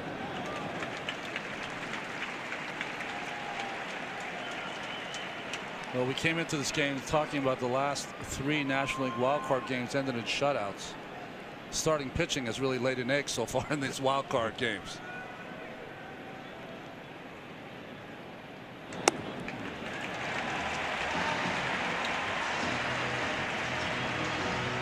Well, a 2-out walk to Mathis.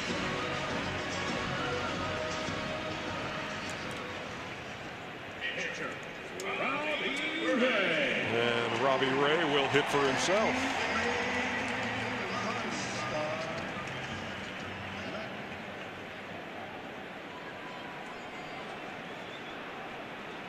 Well, 245 hitter, so he can handle the bat.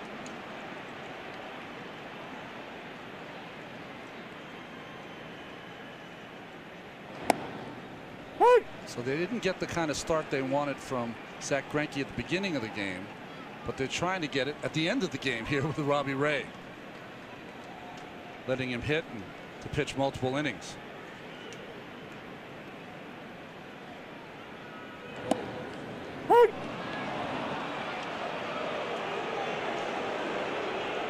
Carlos Estevez is warming in the Colorado pen. 10 pitchers on this Colorado roster for the wild card. As Ray waves at strike 3. And we are through 5 innings. 2-run game.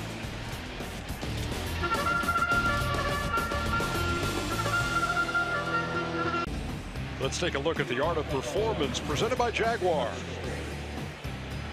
Daniel Murphy, Bryce Harper, Ryan Zimmerman, Anthony Rendon.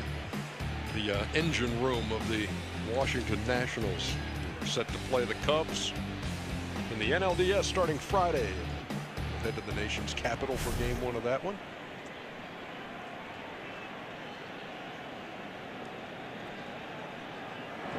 Well, the last time Murphy faced the Cubs, he was in a Mets uniform and he only hit .529 with 4 home runs as the Cubs were swept. The real question, though, is Bryce Harper, who got just limited at bats in the last week of the season. How healthy will he be? Top half of the 6th, by the way. We are zipping right along. Just a little half swing by Story. 1 down. The big unit recognized in between innings. He was as amazing to watch as they come in his heyday. I bet you can still find guys who would not be in a hurry to jump into the box against him. That's right.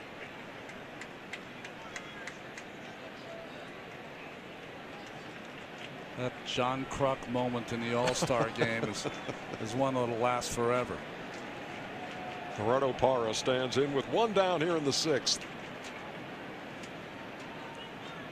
Robbie Ray got good stuff.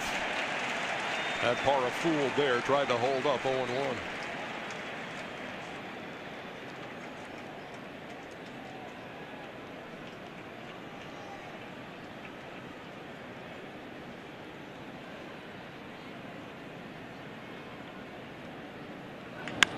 There's a bullet up the middle. Parra with a bat flip about midway to first. We said earlier he finished the season in a 1-for-27 slump. 2 hits now in this game. Hanging slider from Ray. Just goes back up the middle with it.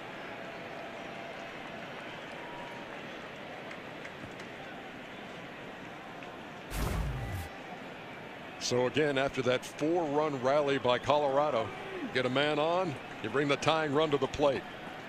It's Mark Reynolds. He's 0 for 2, hasn't gotten it out of the infield.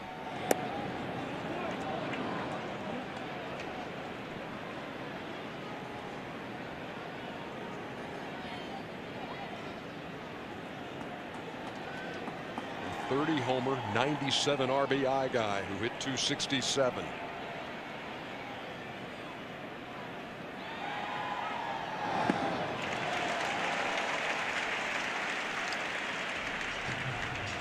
Reynolds is that kind of hitter, though. He can look awful on some swings, but all he needs to do is make a connection once. He has so much power, especially in this ballpark. Great hitter's park. Ball flies.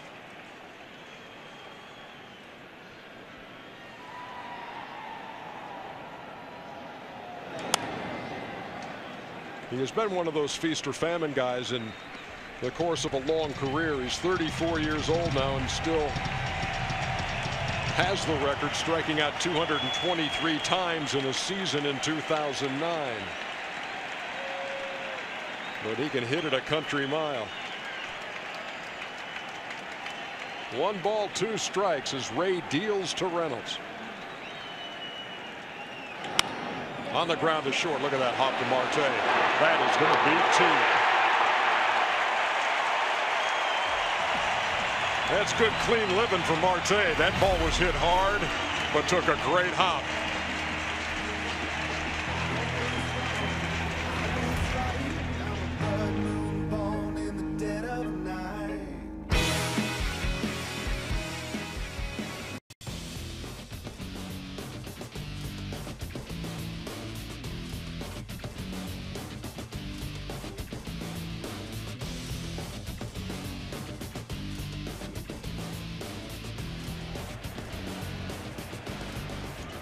David Peralta took a strike to begin the bottom half of the 6th, then fouled that off. 0-2. Well, we talked earlier how valuable Chris Russell has been for this Rockies team all season long, able to go multiple innings, now pitching into his 3rd.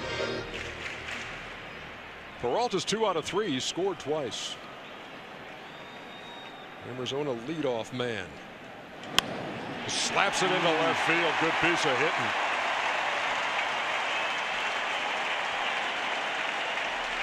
Three for 4.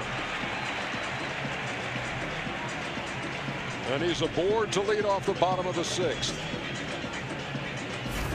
Russell tried to quicken his delivery, but Peralta was ready. And with the shift on, this ball passed Arenado. Here's Ketel Marte, who's 3 for 3 with 2 triples, and you got to go back 24 years to find a guy with 2 triples in a postseason game. And if you guess that was Mariano Duncan with the Phillies, you are in the lightning round.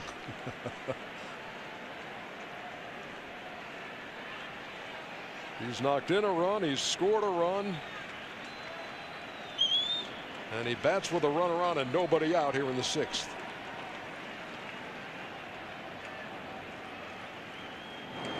Ball out.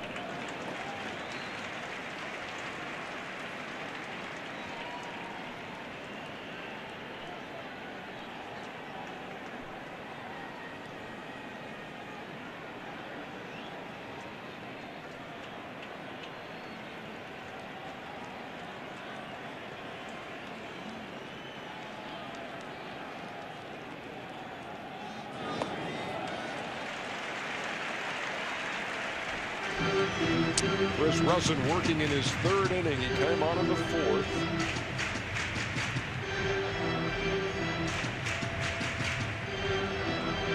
That's Pat Neshek up in the bullpen for the Rockies. You would think this would be the last batter for Russ, and Neshek would come in to face Goldschmidt and Martinez.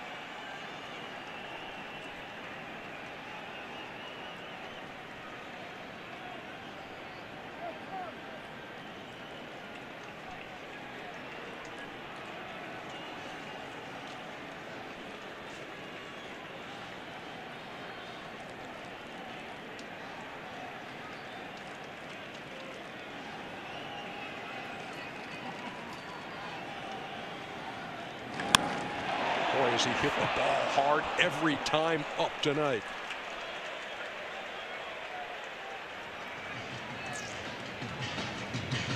Well, the big prize for the Diamondbacks when they traded Gene Segura to the Seattle Mariners was Taijuan Walker, who was in their rotation. Ketel Marte was acquired from Seattle just like for some depth at shortstop. He played all season long with the Mariners last year, so he has experience at this level. And you talk about a team here in Arizona that's needed depth in shortstop this year because of the injuries. And you've seen tonight why there was concern after he tweaked the hammy on the last weekend of the season. Concern that he might not be able to go in this wild card game. And all he's done is go 3 for 3 with 2 triples. Goldschmidt on deck. He homered in the first. Peralta's got a lead at first.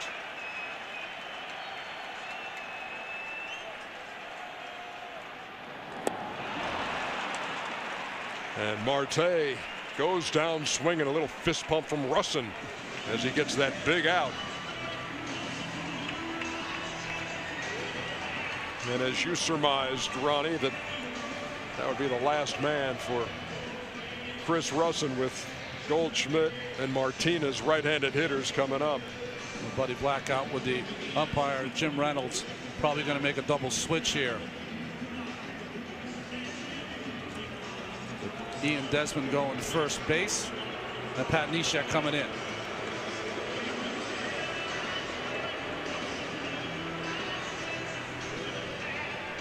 The veteran right-hander, the 5th pitcher for the Rockies, on his way in.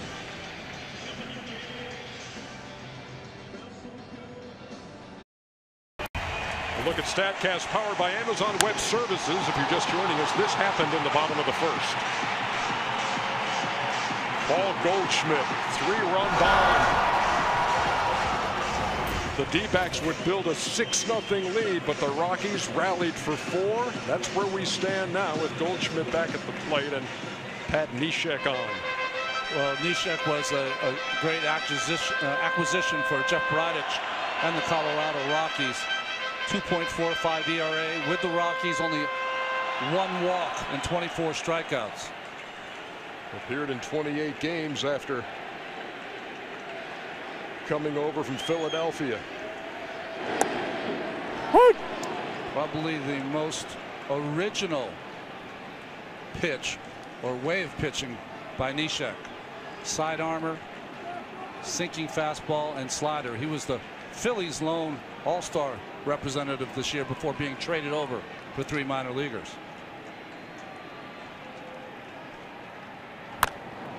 Little tapper in front of the plate. That's a fair ball. Lucroy will throw him out. Peralta moves to second, 2 down.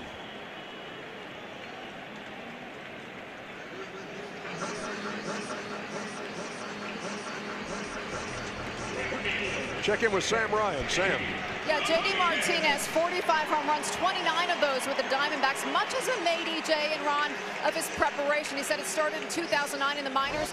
The Greenville Astros, he was encouraged to journal all of his at-bats. That's something he did, and he continues to carry those books and notebooks along with him. As they've grown, he now has several volumes in his locker, guys. Those old school ruled notebooks. Well, what I liked about it, you see what it said on the front? It said, "Don't open." His eyes only. That means you. Yes, his eyes only. Here is J.D. Martinez. Flied out, struck out, walked intentionally in the 4th.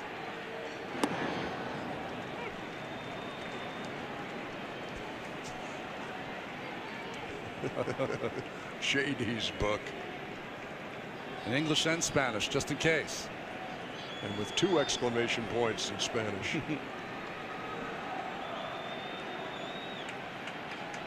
No balls and a strike. Neshek delivers inside.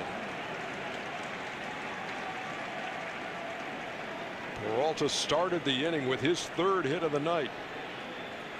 They finally got Marte out with a strikeout, and then Goldschmidt A little dribbler in front of the plate. He was thrown out. So a runner at second, 2 down.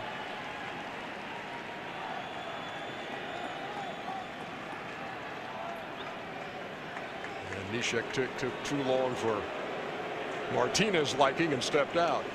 The opposition has only hit .095 with runners in scoring position against Neshek this year. Breaking pitch. Strike 2.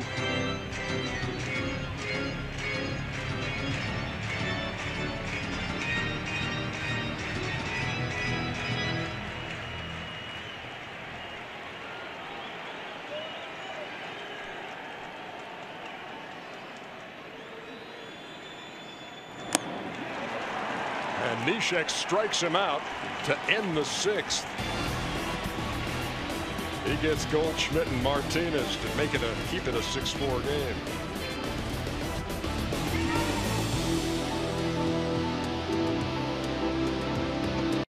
Back here in Arizona as we head to the 7th inning.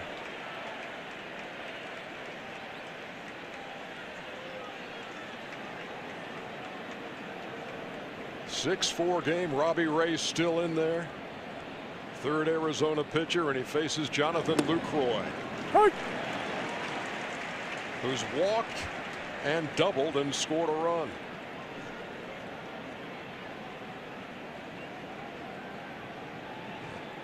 Double and that run scored. Run knocked in came in the 4th. And this is a fly ball to pretty deep center field. And that ball is off the wall. Lucroy flirting with a homer to dead center.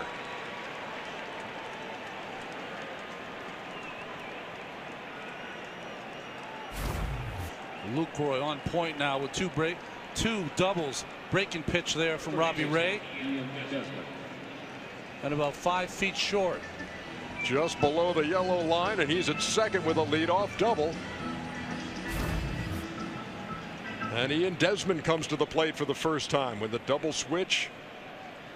He came into the game at first base, and he bats for the first time as Mike Butcher comes to the mound to talk to Robbie Ray. Well, really he wants to talk to Ray, but also give his bullpen a chance to get loose after that double by Lucroy.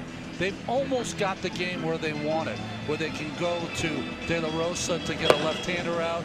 They can go to Archie Bradley, who's been their great setup man all season long, and then of course to their closer Rodney.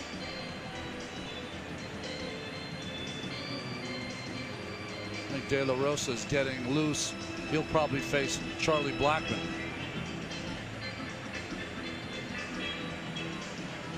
Blackman's on deck. Desmond at the plate. Torey Lovullo with his team up 6-0 at one point. Now again sees the tying run come to the plate. It's Desmond.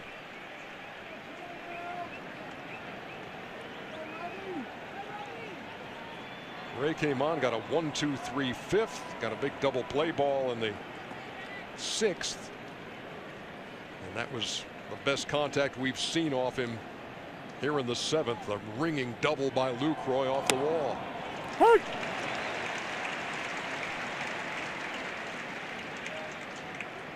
So De La Rosa and Archie Bradley, the electric righty.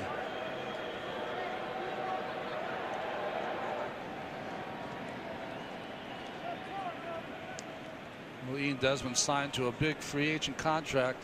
Didn't have the kind of season he wanted to this year, but he could make up for all of it with a big hit here in October.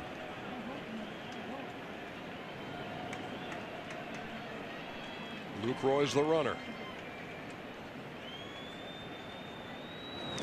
That ball gets away.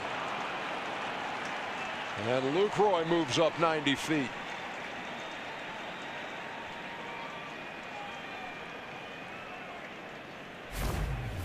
Well, that's the first one we've seen go to the backstop. That one skipped off the plate. That's why it went through the 5-hole. Mathis was down, but when it skipped off the plate, it just beat him to the ground.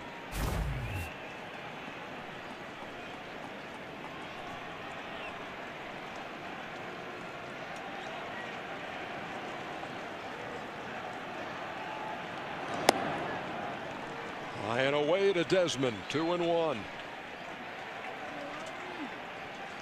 Nervous time here in the desert.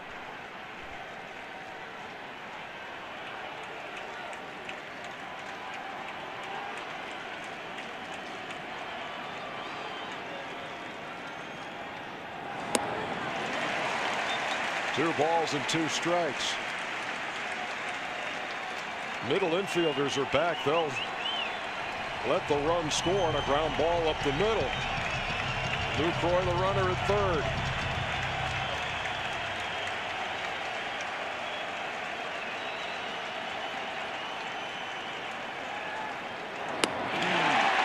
Got him to chase for strike 3, 1 down.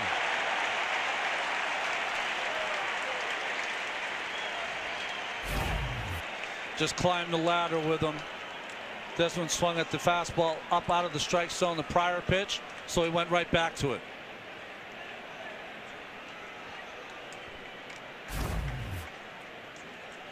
Lovello coming out to take out Ray, even though it's a lefty-lefty matchup, because Charlie Blackmon against Robbie Ray, 14 for 27 with 3 home runs.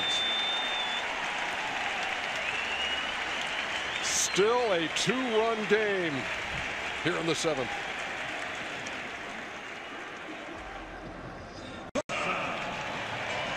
SoFi inside the numbers.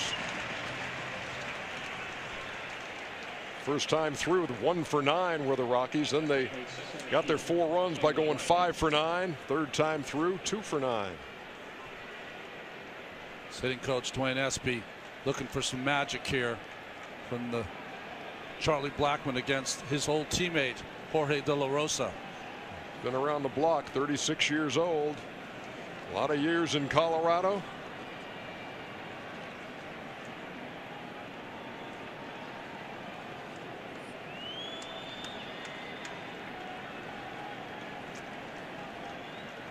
He was originally drafted. Strange thing about De La Rosa, back in '98, but it wasn't until this year that he pitched for Arizona after a series of deals. Oh, that was a good move behind the plate by Mathis. Boy, these catchers are showing their worth tonight, aren't they, with guys on third? That ball not even close to covering the plate, about a 55-footer, and Mathis made the play. It was a ball that went through Mathis's legs that allowed Lucroy to get to third, where he stands now in a 6-4 game. Blackmon lays down the bunt. That's going to score the run, and Blackmon is called out at first. But I can almost guarantee you that one will be challenged by Bud Black. Not only did I think he beat it, but I thought Goldschmidt might have been off the bag with the flip from the second baseman, Descalso. Bud Black waiting for his video people to give him the yes or no.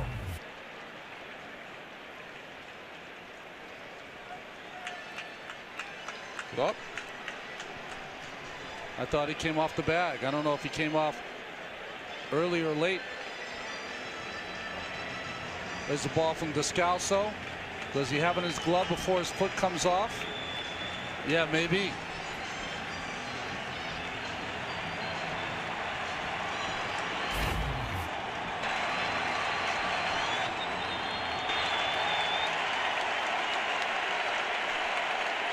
There the roar goes up here at Chase Field. Archie Bradley's into the game. It's now a 1-run game. Bunt by Charlie Blackmon and the flip by Descalso. Yeah, I thought when I first saw the play that Goldschmidt came off the bag. He did, but not until after he caught the baseball. What a play by Descalso. And interesting choice by Blackmon. 37 home runs on the year, and he bunts to get the run in, but produces an out. Makes it a 1-run game. Bases empty. DJ LeMahieu steps in against Archie Bradley, and the first pitch comes right back to him. 1 pitch, 1 out. End of the 7th. Diamondbacks nursing a 1-run lead.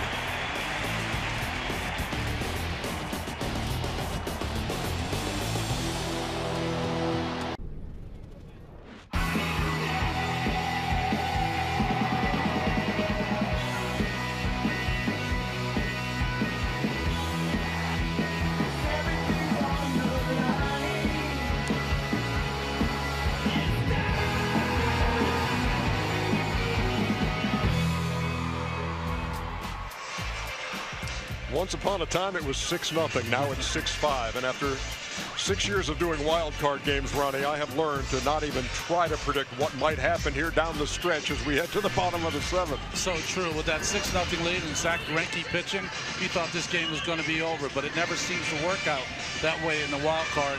And a lot of fight shown by these Rockies to get back in this game. Pat Neshek back out there to work the bottom half of the 7th inning. Archie Bradley has entered the fray on the Arizona side, and the starters long gone. Zach Greinke, John Gray. You know, at the end of the year, they started to move Bradley into a position where he pitched multiple innings, and it's now paying off for him as he'll try to get the ball to Rodney in the 9th.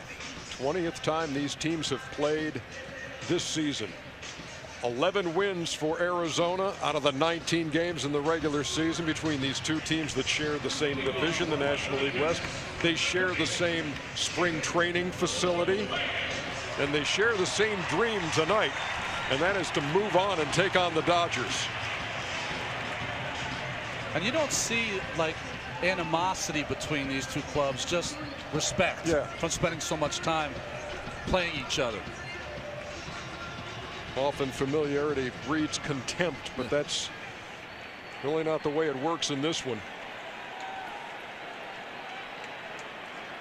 Neshek, who came on to retire Goldschmidt and Martinez in the 6th, gets ready to work in the 7th, and Jake Lamb stands in there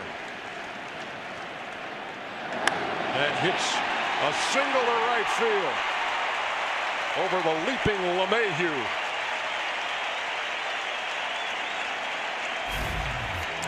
That's 3 different hitters now for the D-backs with 3 hits. Peralta, Marte, and now Jake Lamb. 426 hitter on the first pitch, and he delivers again.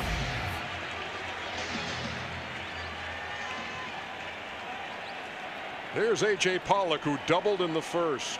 Struck out in the 3rd, grounded out in the 5th.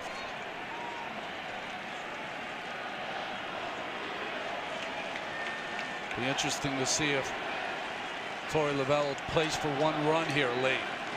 He's not. Neshek sails outside. He's all arms and legs out there as he releases, and the arms are flying.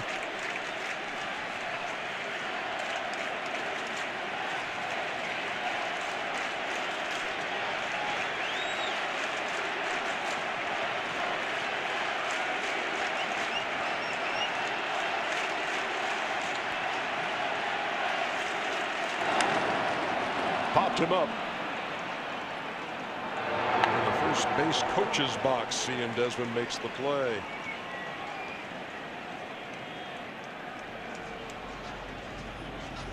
Second baseman, Carlos Estevez is the right-hander. Veteran Jake McGee, the lefty.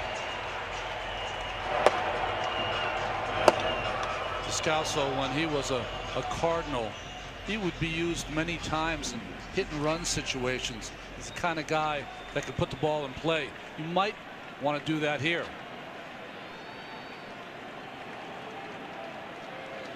Lamb is the runner at first. Descalso homered back in the 3rd and made it 6-0.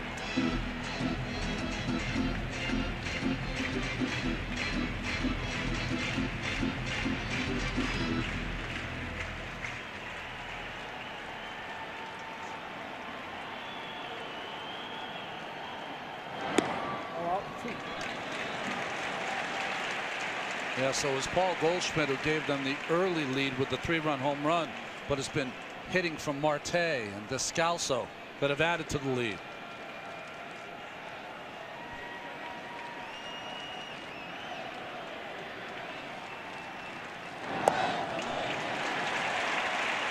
Three and 0.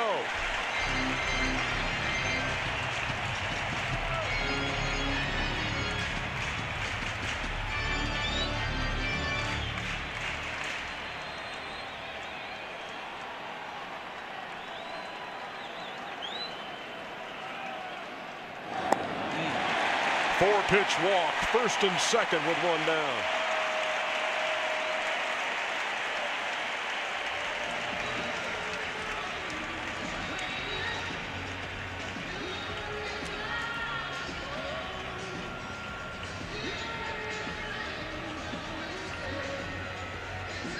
All right, Bud Black to the mound.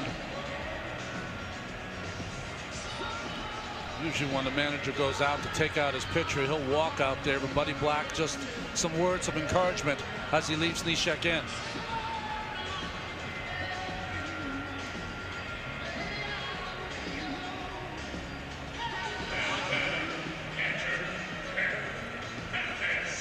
Neshek gives them the best chance to get a ground ball, and that's what they need here to get out of the inning.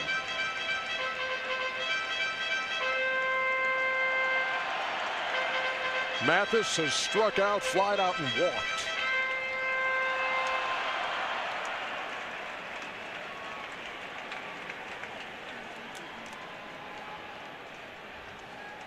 Keep this in mind. The infield defense for the Rockies might be the best in baseball. Fielding percentage, second in the National League. Made the second fewest errors in the NL. And no time for a bobble here. That was a beauty, 0-1.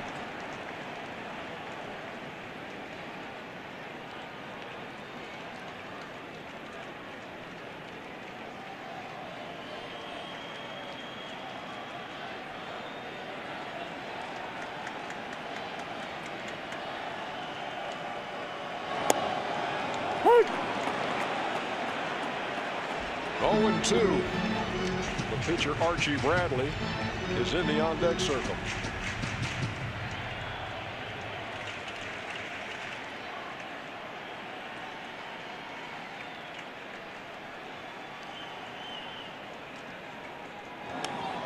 Just did get a piece off the end of the bat to stay alive. Well, I think Bud Black wanted to remind Neshek that Archie Bradley will probably hit. There's no one loosening up for the Diamondbacks.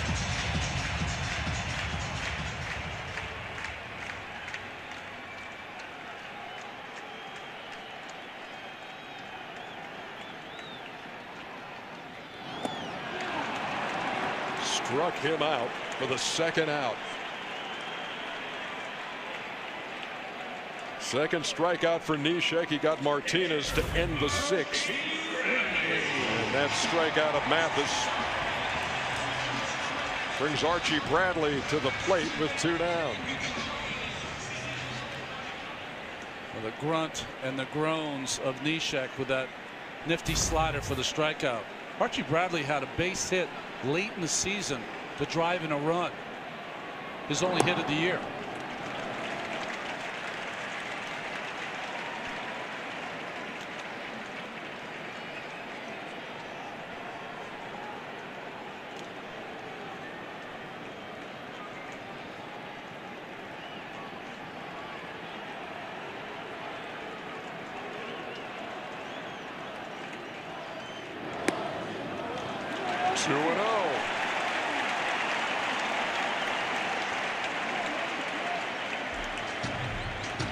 Lamb and Descalso the runners in a 1-run game.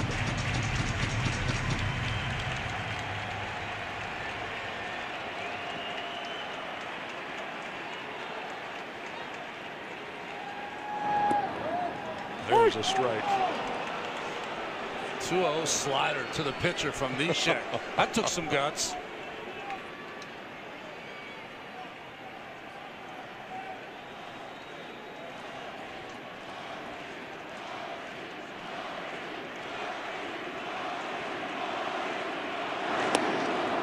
And the count even 2-2.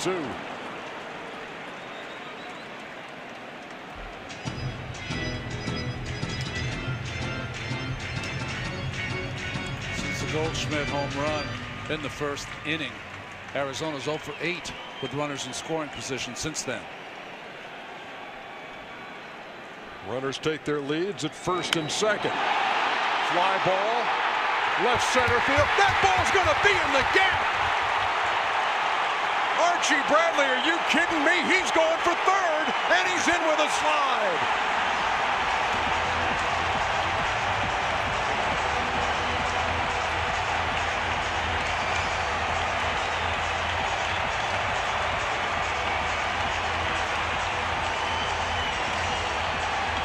It can only happen in the wild card game.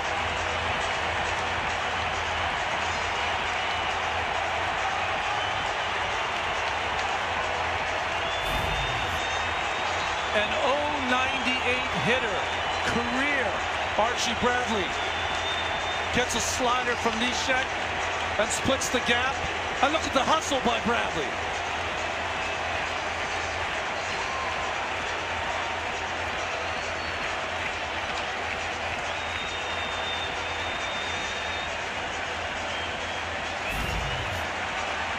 Archie, Archie, they chant here in Arizona. What a time for your first triple.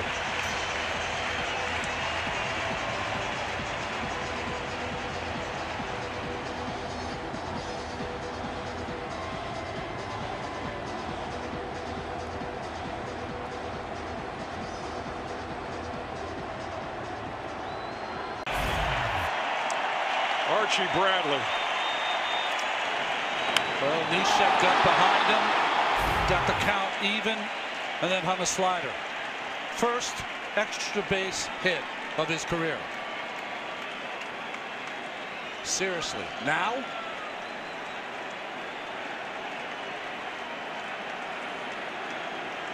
That just replaced his first ever career hit off Clayton Kershaw as his biggest moment at the dish. David Peralta swing and a miss against Jake McGee.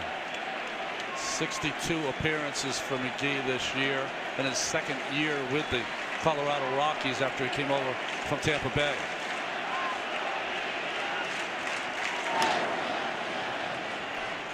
Can you imagine what it feels like to be Archie Bradley right now? Just knocked in 2 runs with a triple in the gap in the wild card game to give your guys a 3-run lead. Only one disappointed is the Rockies and Dontrell Willis with that triple.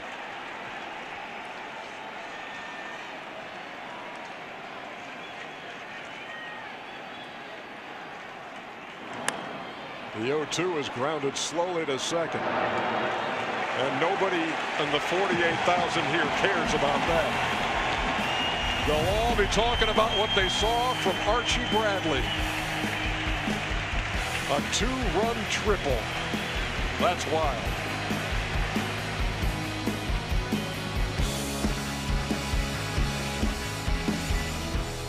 The game for the postseason show on TBS presented by the Lincoln Motor Company. It'll be a lot for Casey Stern and Chef and Jimmy Rollins. And Pedro. You know, it's going to be interesting is Jimmy critiquing the running style of Bradley on that triple. Jimmy, of course, plenty of triples himself. You know, it's going to be interesting to watch Bradley, though, who pitches on so much emotion, so emotional after that triple, still got an inning of work to give his team.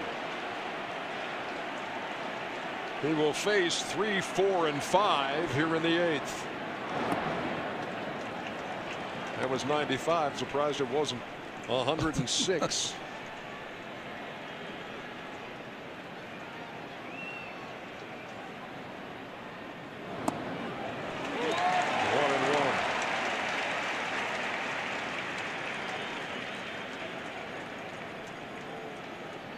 Again, D-backs employ that shift against Gonzalez, who hits right into it.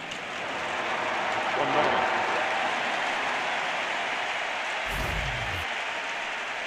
Here's the guy who was going to play quarterback at the University of Oklahoma before he signed with Arizona. And look at his teammates. Absolute elation and shocked in that third base dugout. What a moment. There's Arenado. That's the first time in postseason history a relief pitcher has hit a triple. First. A nugget from our ace statistician, Hal Galima. We don't make it easy on Hal with these wild card games, do we?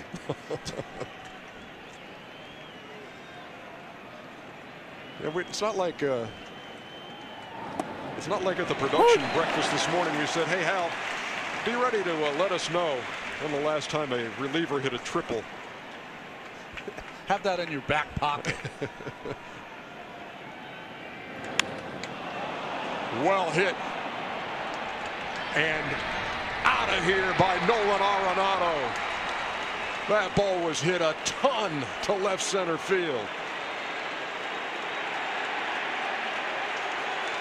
Now how big's your triple to score 2?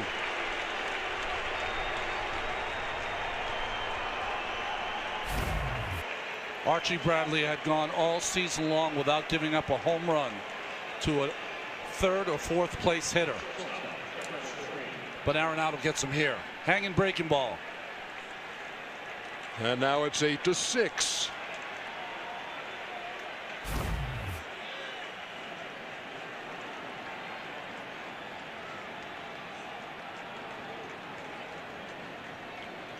Closer Fernando Rodney for the Diamondbacks does not have a save over 1 inning. So Bradley's going to have to get 2 more outs. There's another guy with power, and Trevor Story, who takes 1-0.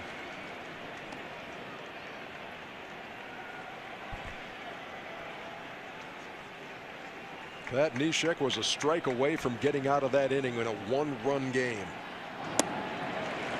When Bradley stunned the wild card world with a triple in the gap, making the lead 3, and Arenado has responded with a solo shot here in the 8th. And Story hits it well to the right. Did he get enough of this? That ball is gone. Back-to-back home runs. And again, it's a 1-run game.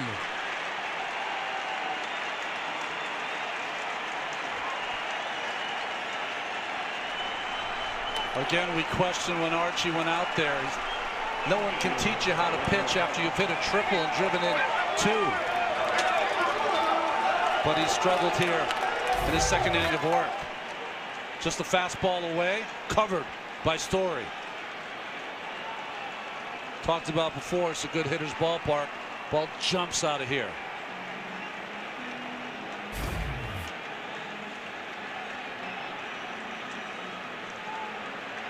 This is where, if you don't have the luxury of having a closer who can go 4 or 5 outs, you have to get through the 8th with Bradley.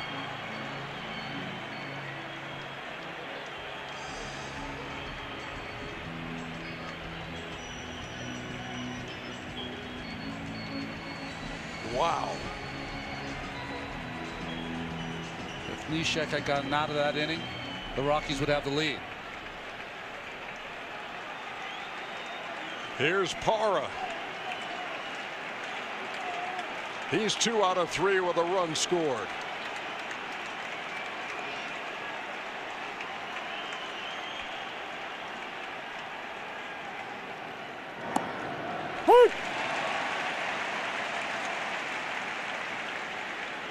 Knocked in a run as part of that 4-run 4th.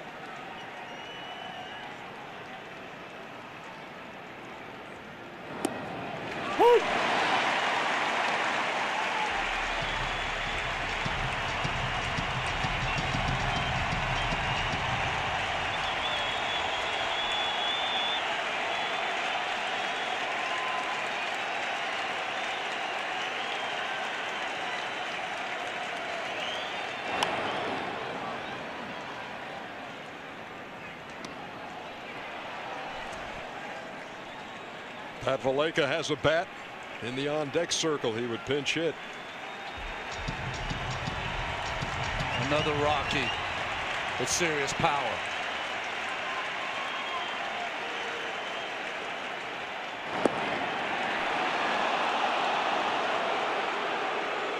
$48,000 wanted it, but Jim Reynolds said it's off the plate. 1-2.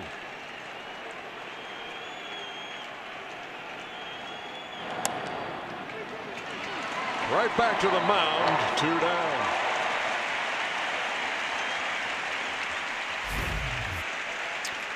Here's our spray chart on the 2 home runs. Breaking ball just hanging up. And a fastball came back over the middle, intended to be on the outside corner.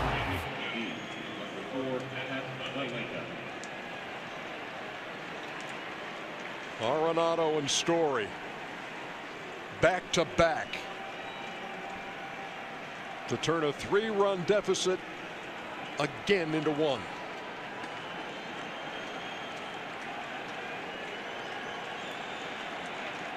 Look at that number, 4 pinch hit home runs for Valaika this season, tied with Washington's Adam Lane.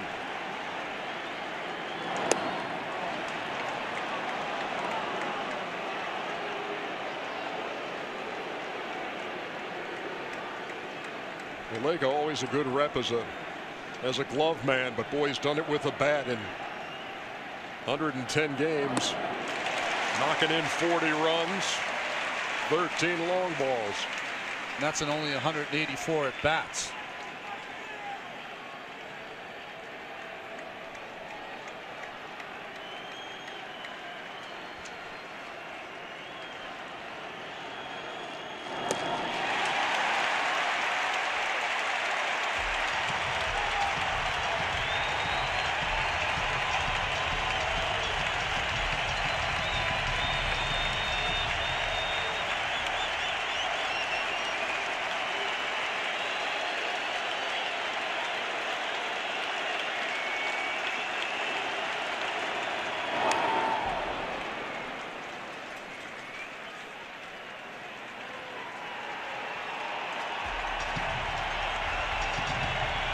Bradley's where Neshek was an inning ago. A strike away from leaving with this a 1-run game.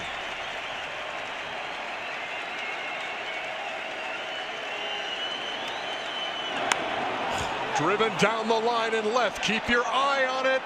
Foul ball. Hung the curve, and Valaika was just a little quick.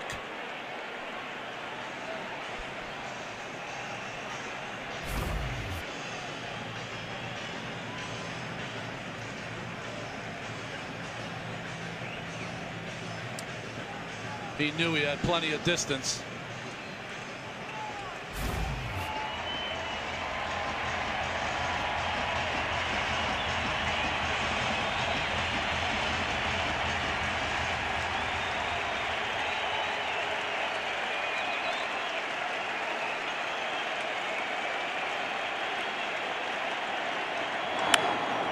Well hit.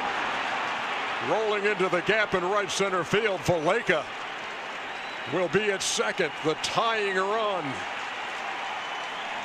with 2 out here in the 8th. What an at bat by Valaika. Just pulls a curveball foul, just missed the home run, and on the next pitch goes the other way for a double. Great hustle. Ball just gets past Descalso, but they were playing him to pull in the outfield, so it found a little gap.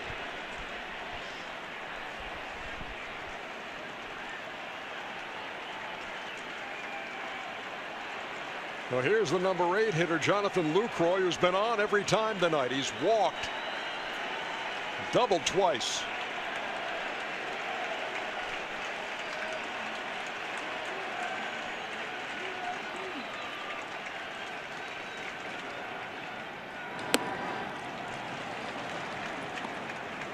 Oh, what a roller coaster it's been for Bradley over the last half hour. There's Jimmy Sherfy up for the D-backs.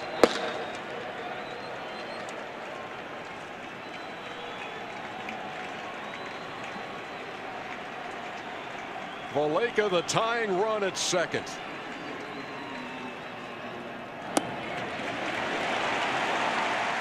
Can the Rockies make it all the way back?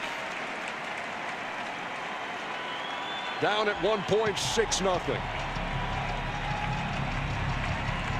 Down when the inning started, 8-5.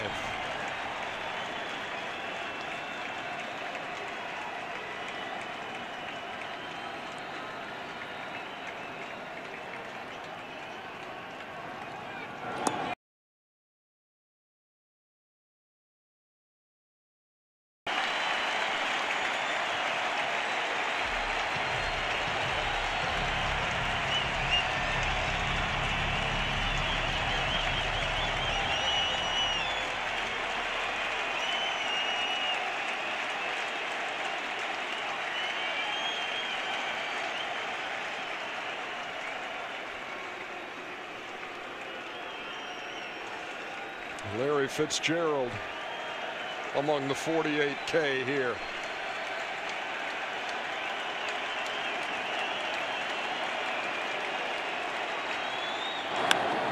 Lucroy in the air to right. Martinez wraps it up. But Colorado scores twice. They go back to back. They will not die. It's one-run game.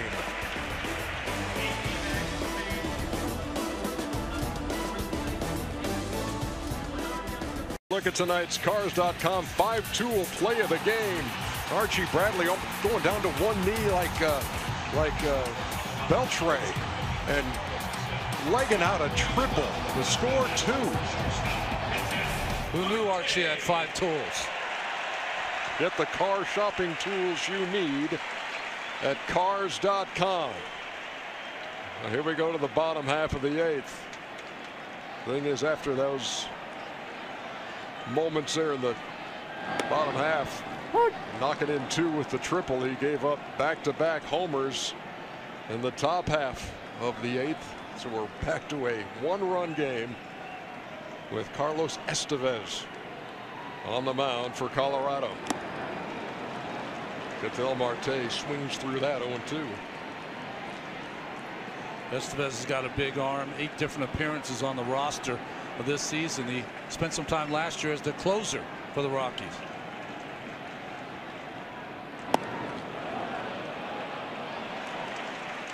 They check down there at third. Chris Guccione says that Marte did not go.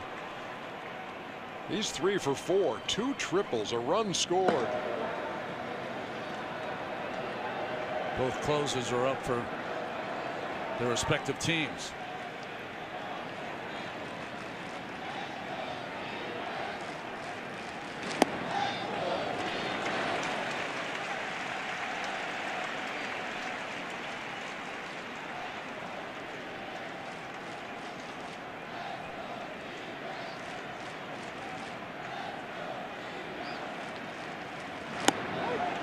Strike 3 called to Marte, 1 down here in the 8th.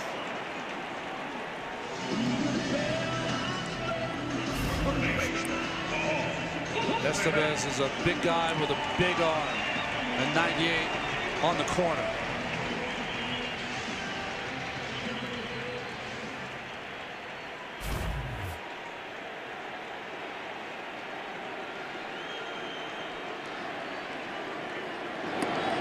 Big cut by Goldschmidt. Happens all the time. 0-1.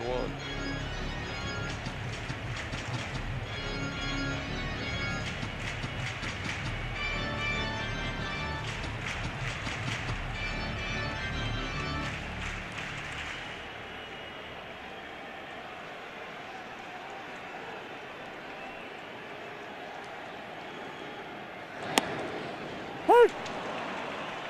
100.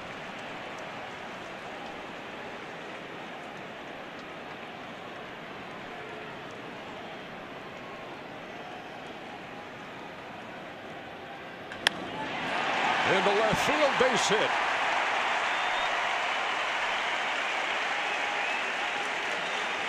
Guy who homered in the first singles here in the 8th, and he's aboard with 1 down.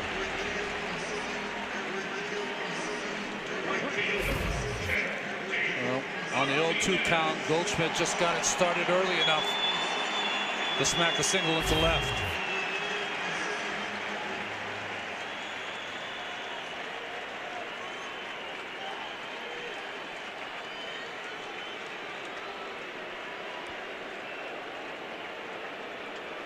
J.D. Martinez 0 for 3, was walked intentionally in the 4th, struck out twice and flied out. This discussion here, Ernie, could be about just make sure you keep your eye on Goldschmidt. He occasionally will try to steal a base on you.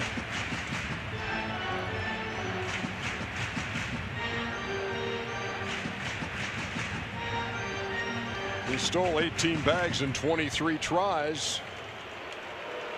Heady base runner. It's the second time that Bud Black has run out to the mound. Is he going to leave his pitcher in after some more advice?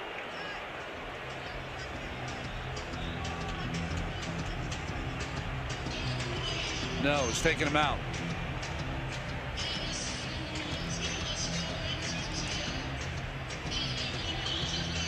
They got Marte on strikes, gave up the single to Goldschmidt. And Estevez gives way to Greg Holland here in the 8th.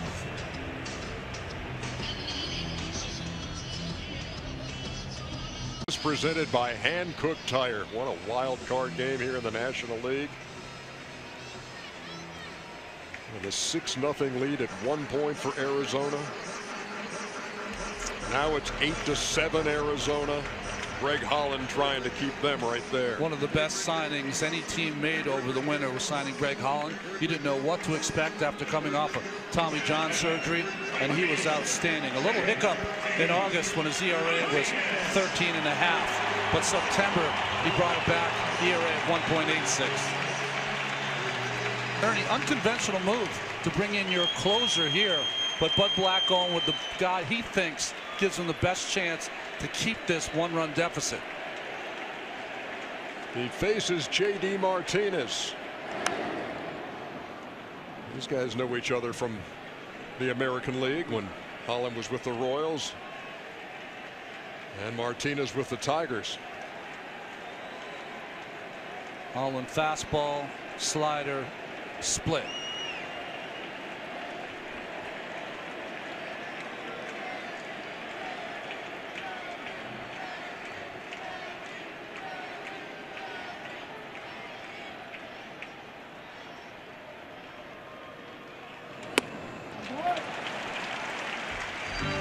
Holland was the closer on that team that went to the World Series in 2014.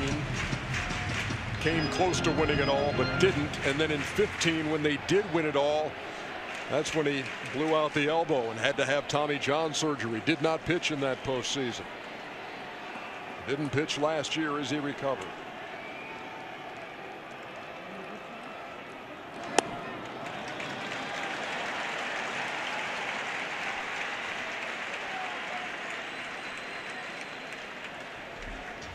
Boy, the wheels have been grinding in both dugouts tonight.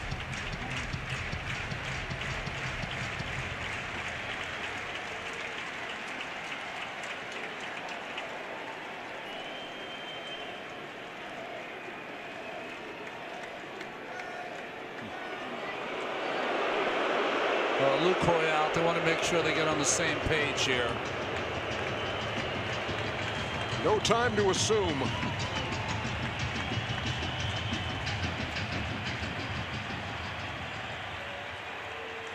Holland, you got to be careful. You can't just live on the outside corner with Martinez. Since July 19th, 16 opposite field home runs for JD.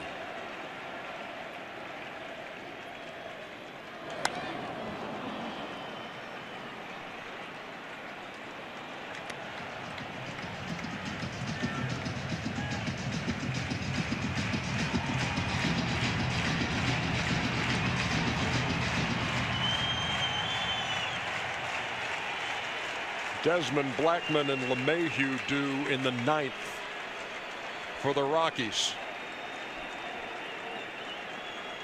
Martinez waiting on a 2-2 from Greg Holland.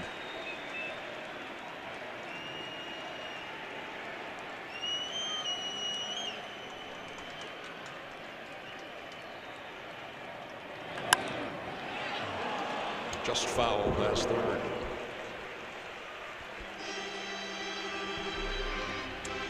Luis Gonzalez. Pins and needles, he tweets as he sits here at Chase Field. D-backs buckle up. And the big unit.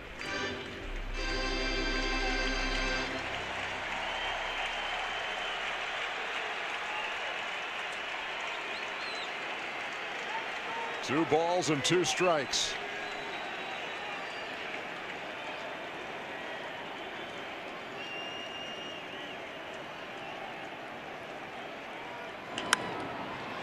On the ground to short. Story to second for one. The relay just late.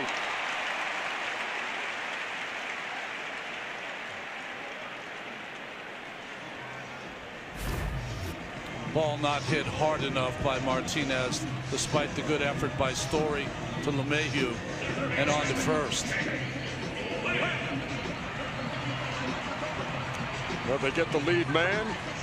Martinez on with the fielder's choice, but now 2 down here in the bottom of the 8th. Lucroy out to talk to Holland. You got to get it straight with Lamb. He loves to jump on the first pitch. 426 average, 7 home runs this year on the first offering.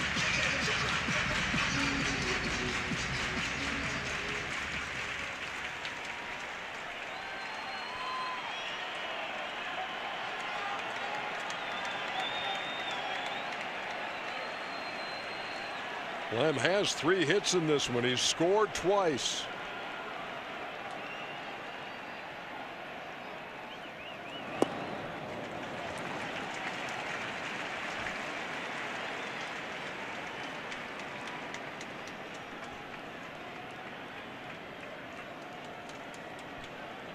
They wear T-shirts around the clubhouse in Arizona, said Lambisms.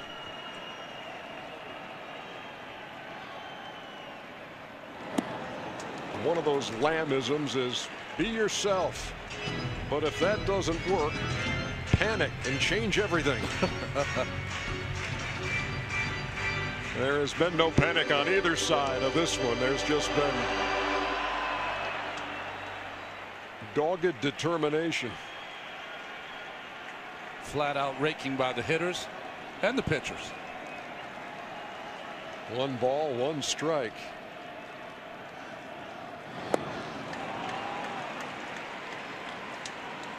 Holland's deception is not only that he can throw the ball 94, 95 and a good slider and split finger, but he falls off the mound at such a degree that it's almost like he's throwing the ball to you as he's running to first.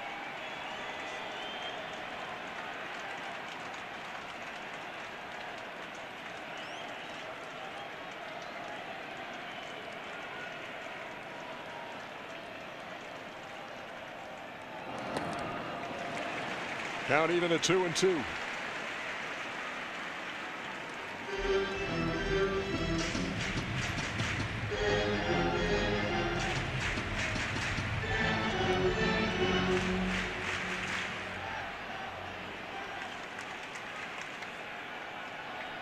Arenado is the only Rocky on the left side of the infield.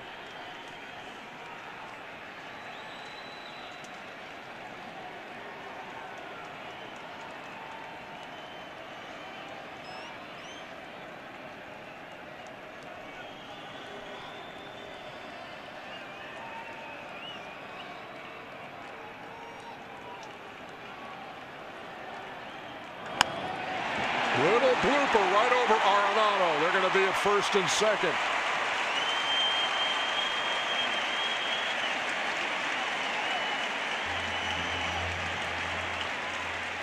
Four hits on the night for Jake Lamb. Well, there's nothing you can do here. Good split finger just off the end of the bat and dunked into left field.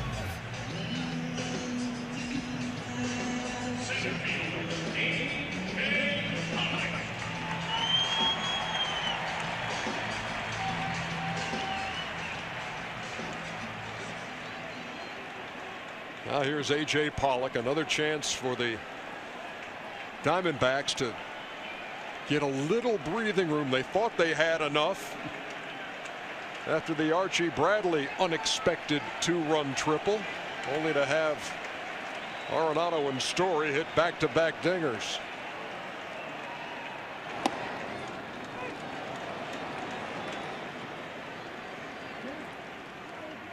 As Holland's pitch count edges up, you start to feel like if the Rockies do take the lead in the ninth, someone else might have to close the game for them. There's not many left.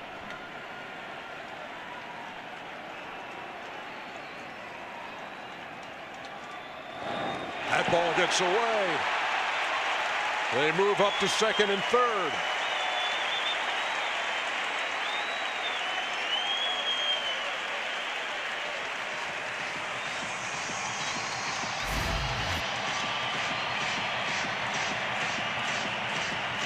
Lucroy wasn't expecting that pitch. He's out to talk to Holland right now. Wondering if he got crossed up.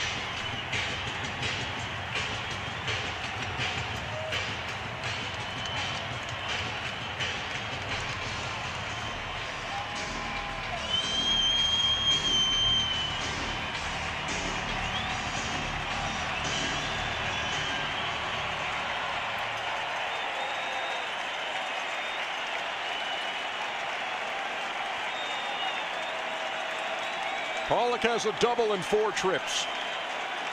That came in the first. We're in the bottom of the 8th.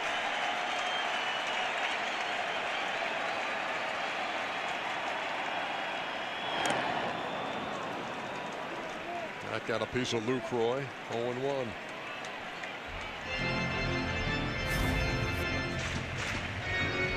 Just fastball down and away.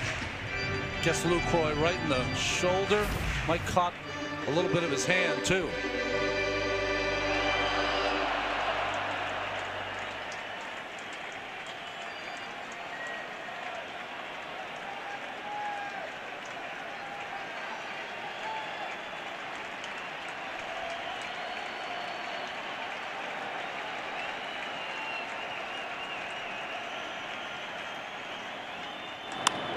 In the air to right center field and well hit. That ball is deep and off the wall. That'll score 2. Pollock on his way to third. They're going triple crazy here in Arizona.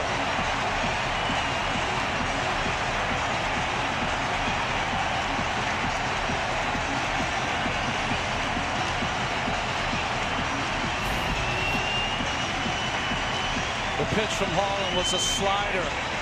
Nice hitting by A.J. Pollock. He finds a gap in right center. 2 runs are going to score. And we're seeing the speed of the Diamondbacks in this game. 4 triples now. For a team that led the National League with 39 of them. Look at Archie Bradley.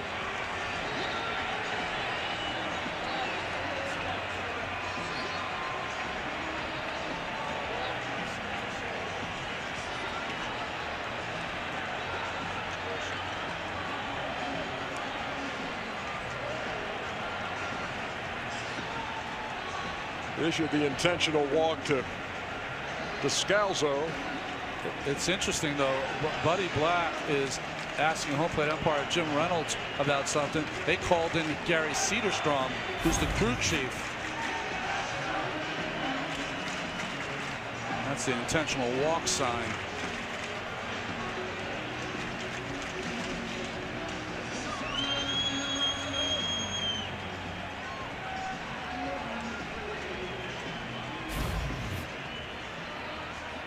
I wonder if maybe he had a change of heart and didn't want to walk Descalso intentionally.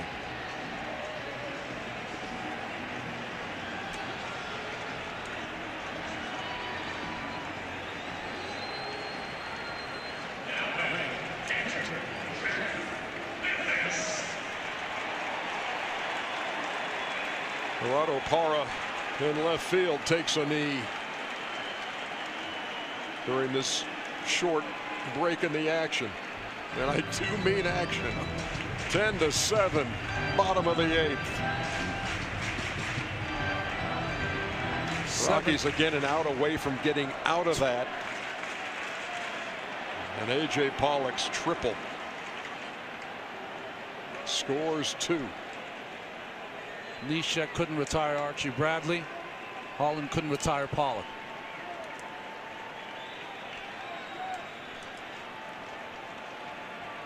Jeff Mathis waiting on Holland. Lays down the bunt. That's a good one. It's going to score a run.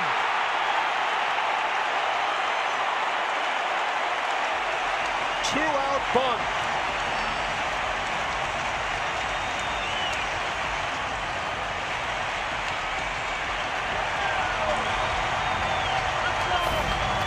Oh, what a smart play by Mathis. Really, the only way to have this play made is Holland had to let it go. and let Arenado come in and make the play. But he got a glove on it. And that killed the play for the Rockies.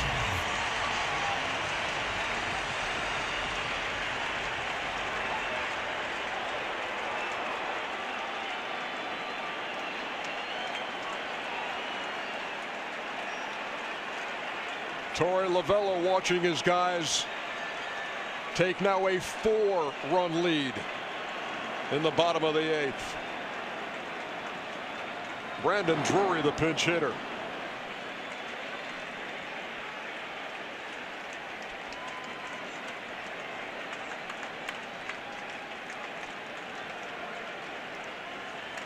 They've done it with the long ball. They've done it with run-scoring triples, and they do it with a element of surprise 2-out bunt here in the 8th. 11-7 Arizona.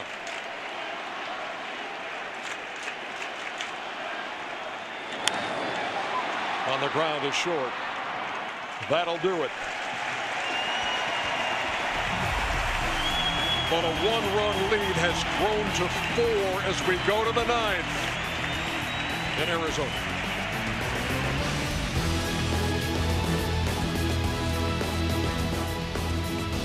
NL wild card coverage on TBS is presented by Hankook Tire.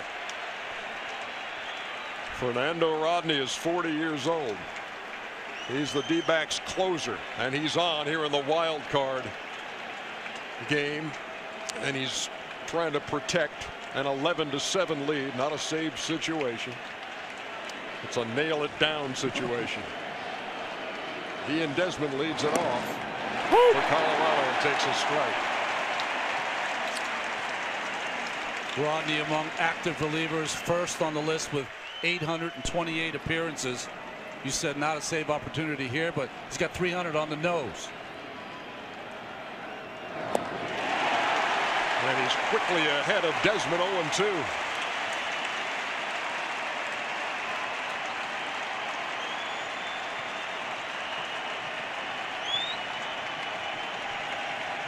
Team hasn't had 4 triples in a game in a playoff game since the 1903 World Series. How about Desmond picking on an 0-2? And the leadoff man is on here in the 9th. And it brings the top of the order to the plate. Well, these guys don't give an inch, Ronnie. They don't. And that's 3 hits now from 3 different people in the 9th spot. Tapia, Amarista, and now Desmond. Charlie Blackmon with that beard 4 years in the making. NL batting champion. Laid down a bunt to score a run his last time.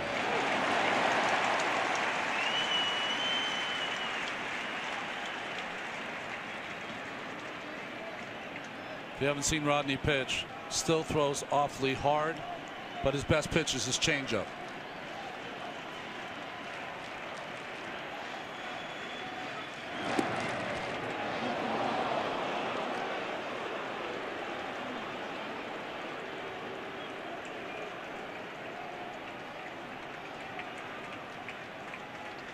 Bud Black's troops have battled back time and again in this game, gotten it down to 1, only to see Arizona increase the lead, and it's 11-7 here in the top half of the 9th.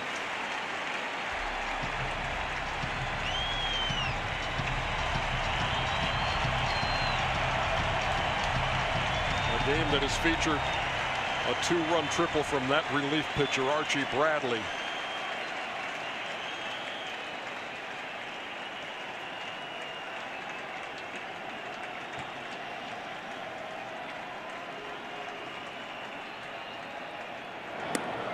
Two is upstairs.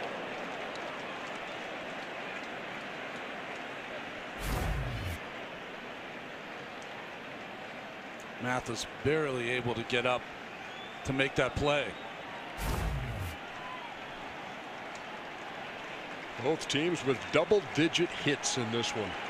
11-17-0 for Arizona, 7-12-0 for the Rockies, who need a few more of those here in the 9th. Arizona scored 11 runs and left 10 people on base.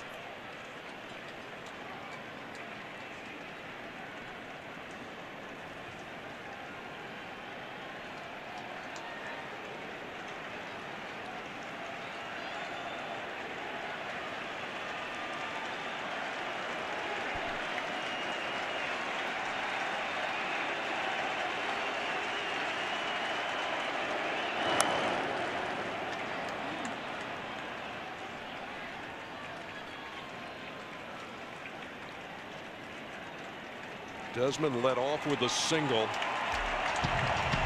If you're Arizona, you have the looming presence over there on that Colorado side of Gonzalez and Arenado. Story, who's homered. Right now trying to navigate around the NL's leading hitter in Charlie Blackmon. And he struck him out.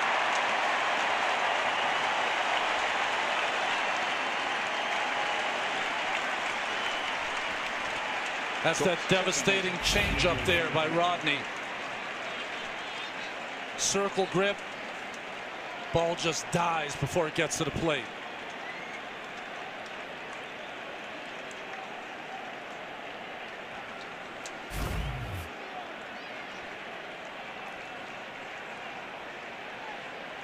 Here's DJ LeMahieu.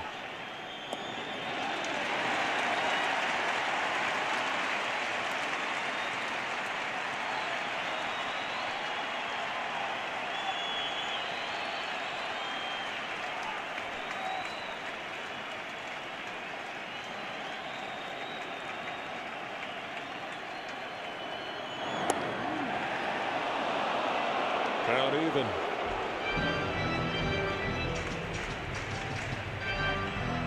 Rodney throwing many more fastballs tonight, probably because of the 4-run lead.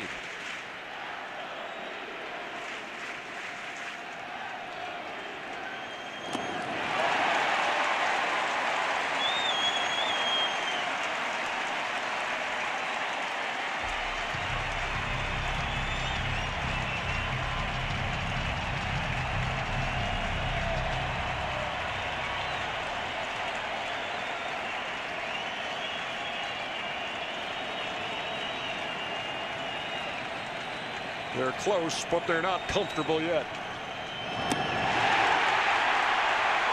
They're closer. 2 down.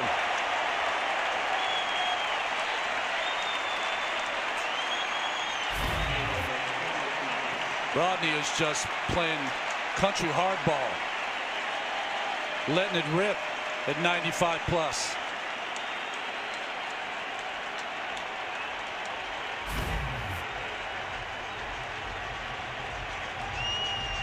Goldschmidt just came in to tell Rodney he's going to play behind the runner, Desmond, at first base. Get in a better defensive position.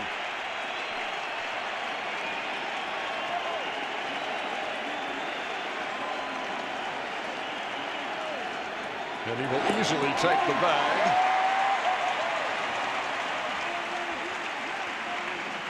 Oh, and 1. Rockies need 4 to tie.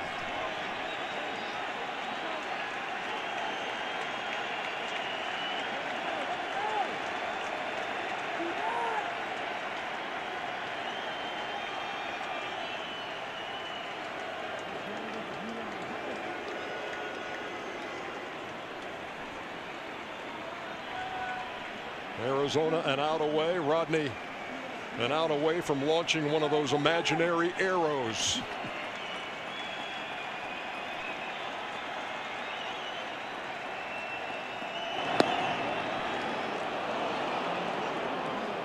And again, Desmond able to take third.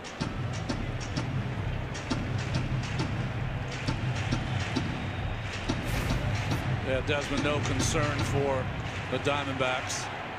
No one's covering with the shift. So Desmond takes third.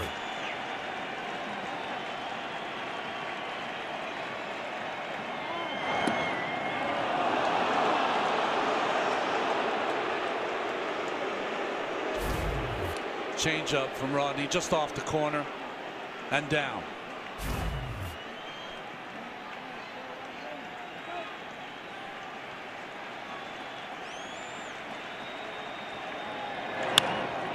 Well hit up the middle, base hit. That'll score a run and make it a 3-run game.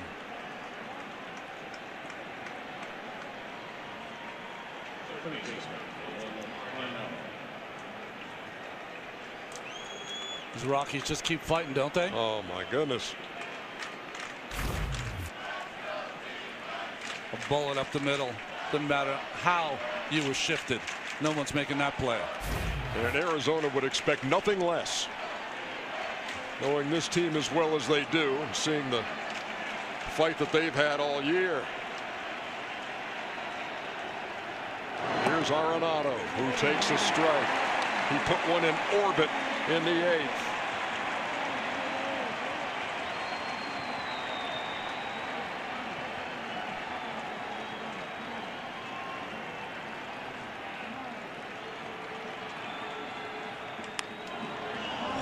That's yanked a ton, but way foul.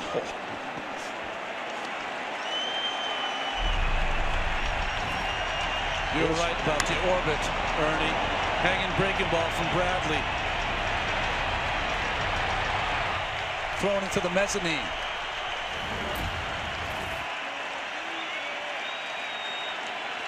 Well, the D-backs are a strike away.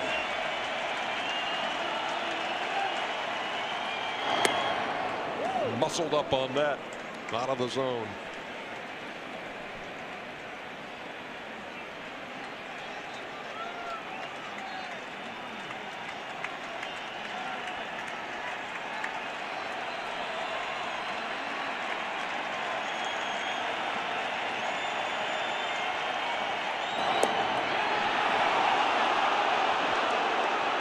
Didn't miss by much, boys and girls. But it's off the plate. Jim Reynolds behind the plate has had an excellent game. If you're Arenado, you're just trying to keep the line moving. Get Story up there with a chance to tie it up.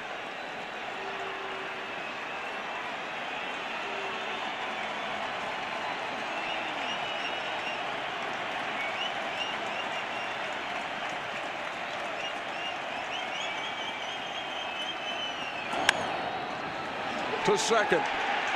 Ball game.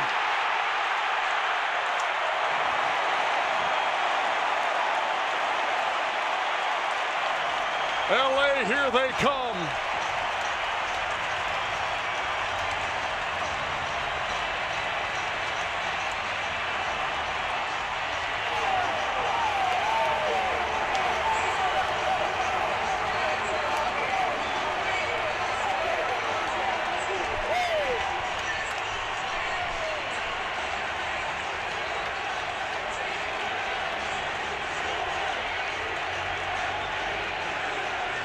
In one of the wildest of wild card games, the Arizona Diamondbacks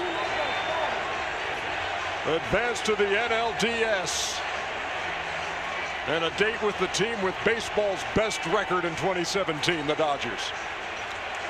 We're talking about a Diamondback team that last year 69 and 93, this year 93 and 69, turned it completely around. And it was two-out triples from Archie Bradley and A.J. Pollock. That was the difference.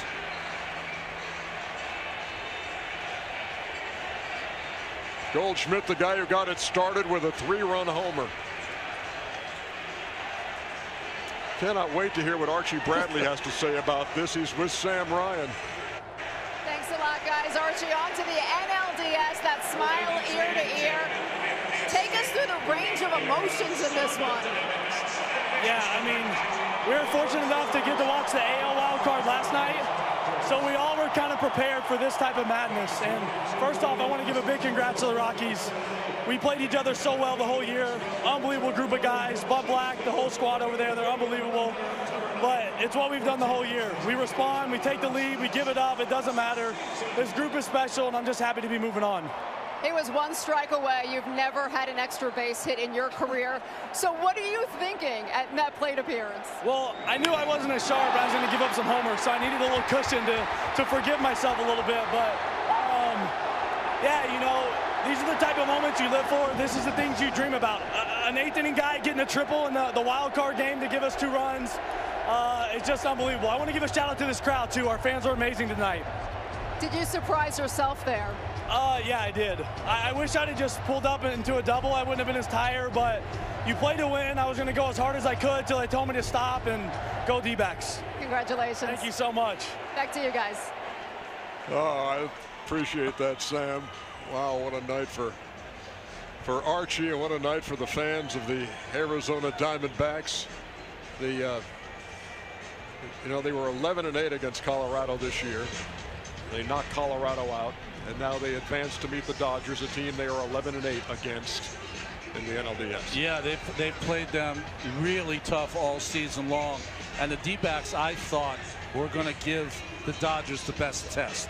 Dodgers are a team that won 103 games. They had a run there of 43-7 over 50 games, but they are going to face a tough team in the Diamondbacks with Greinke, who should pitch better, Robbie Ray, Patrick Corbin, and others. Let's go back down to the field. Sam's got Paul Goldschmidt. Paul, Archie was just telling me that you guys saw what transpired in the AL wildcard game yesterday. You knew this one wasn't over, but 6-0 with a 6-0 cushion in this one. Could you have envisioned what happened? Yeah, I mean, we know how tough these guys are. We play them all the time. Their offense is really good. Their bullpen can shut you down. So we were just, every time we scored, we just said, we got to get more, we got to get more.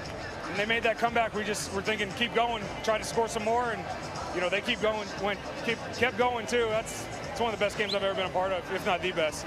To connect off of Gray and to do so in the first inning early on for you, and this is your first postseason appearance since your rookie year. How important was that for you? That was nice. I was just trying to get the run in from third. I had a lot of chances, and the next couple of bats I didn't get the job done, so I was glad to get it done that first time. We were trying to get on the board there, and I was just glad that we were able to score, and then the guys kept scoring. So what was the reaction from the guys, from your point of view, when Archie gets the 2-run triple? Everyone was really excited. I think it was first excitement and then maybe more disbelief. I was just, there's a picture, I don't even know if I was cheering. I was in shock, and man, that's an unbelievable job by him, and just battling. It wasn't easy on the mound. He gave us some homers, but then was able to get the big outs for us too. On to the NLDS to face the Dodgers. Congratulations. Yeah, thank you. Back to you guys.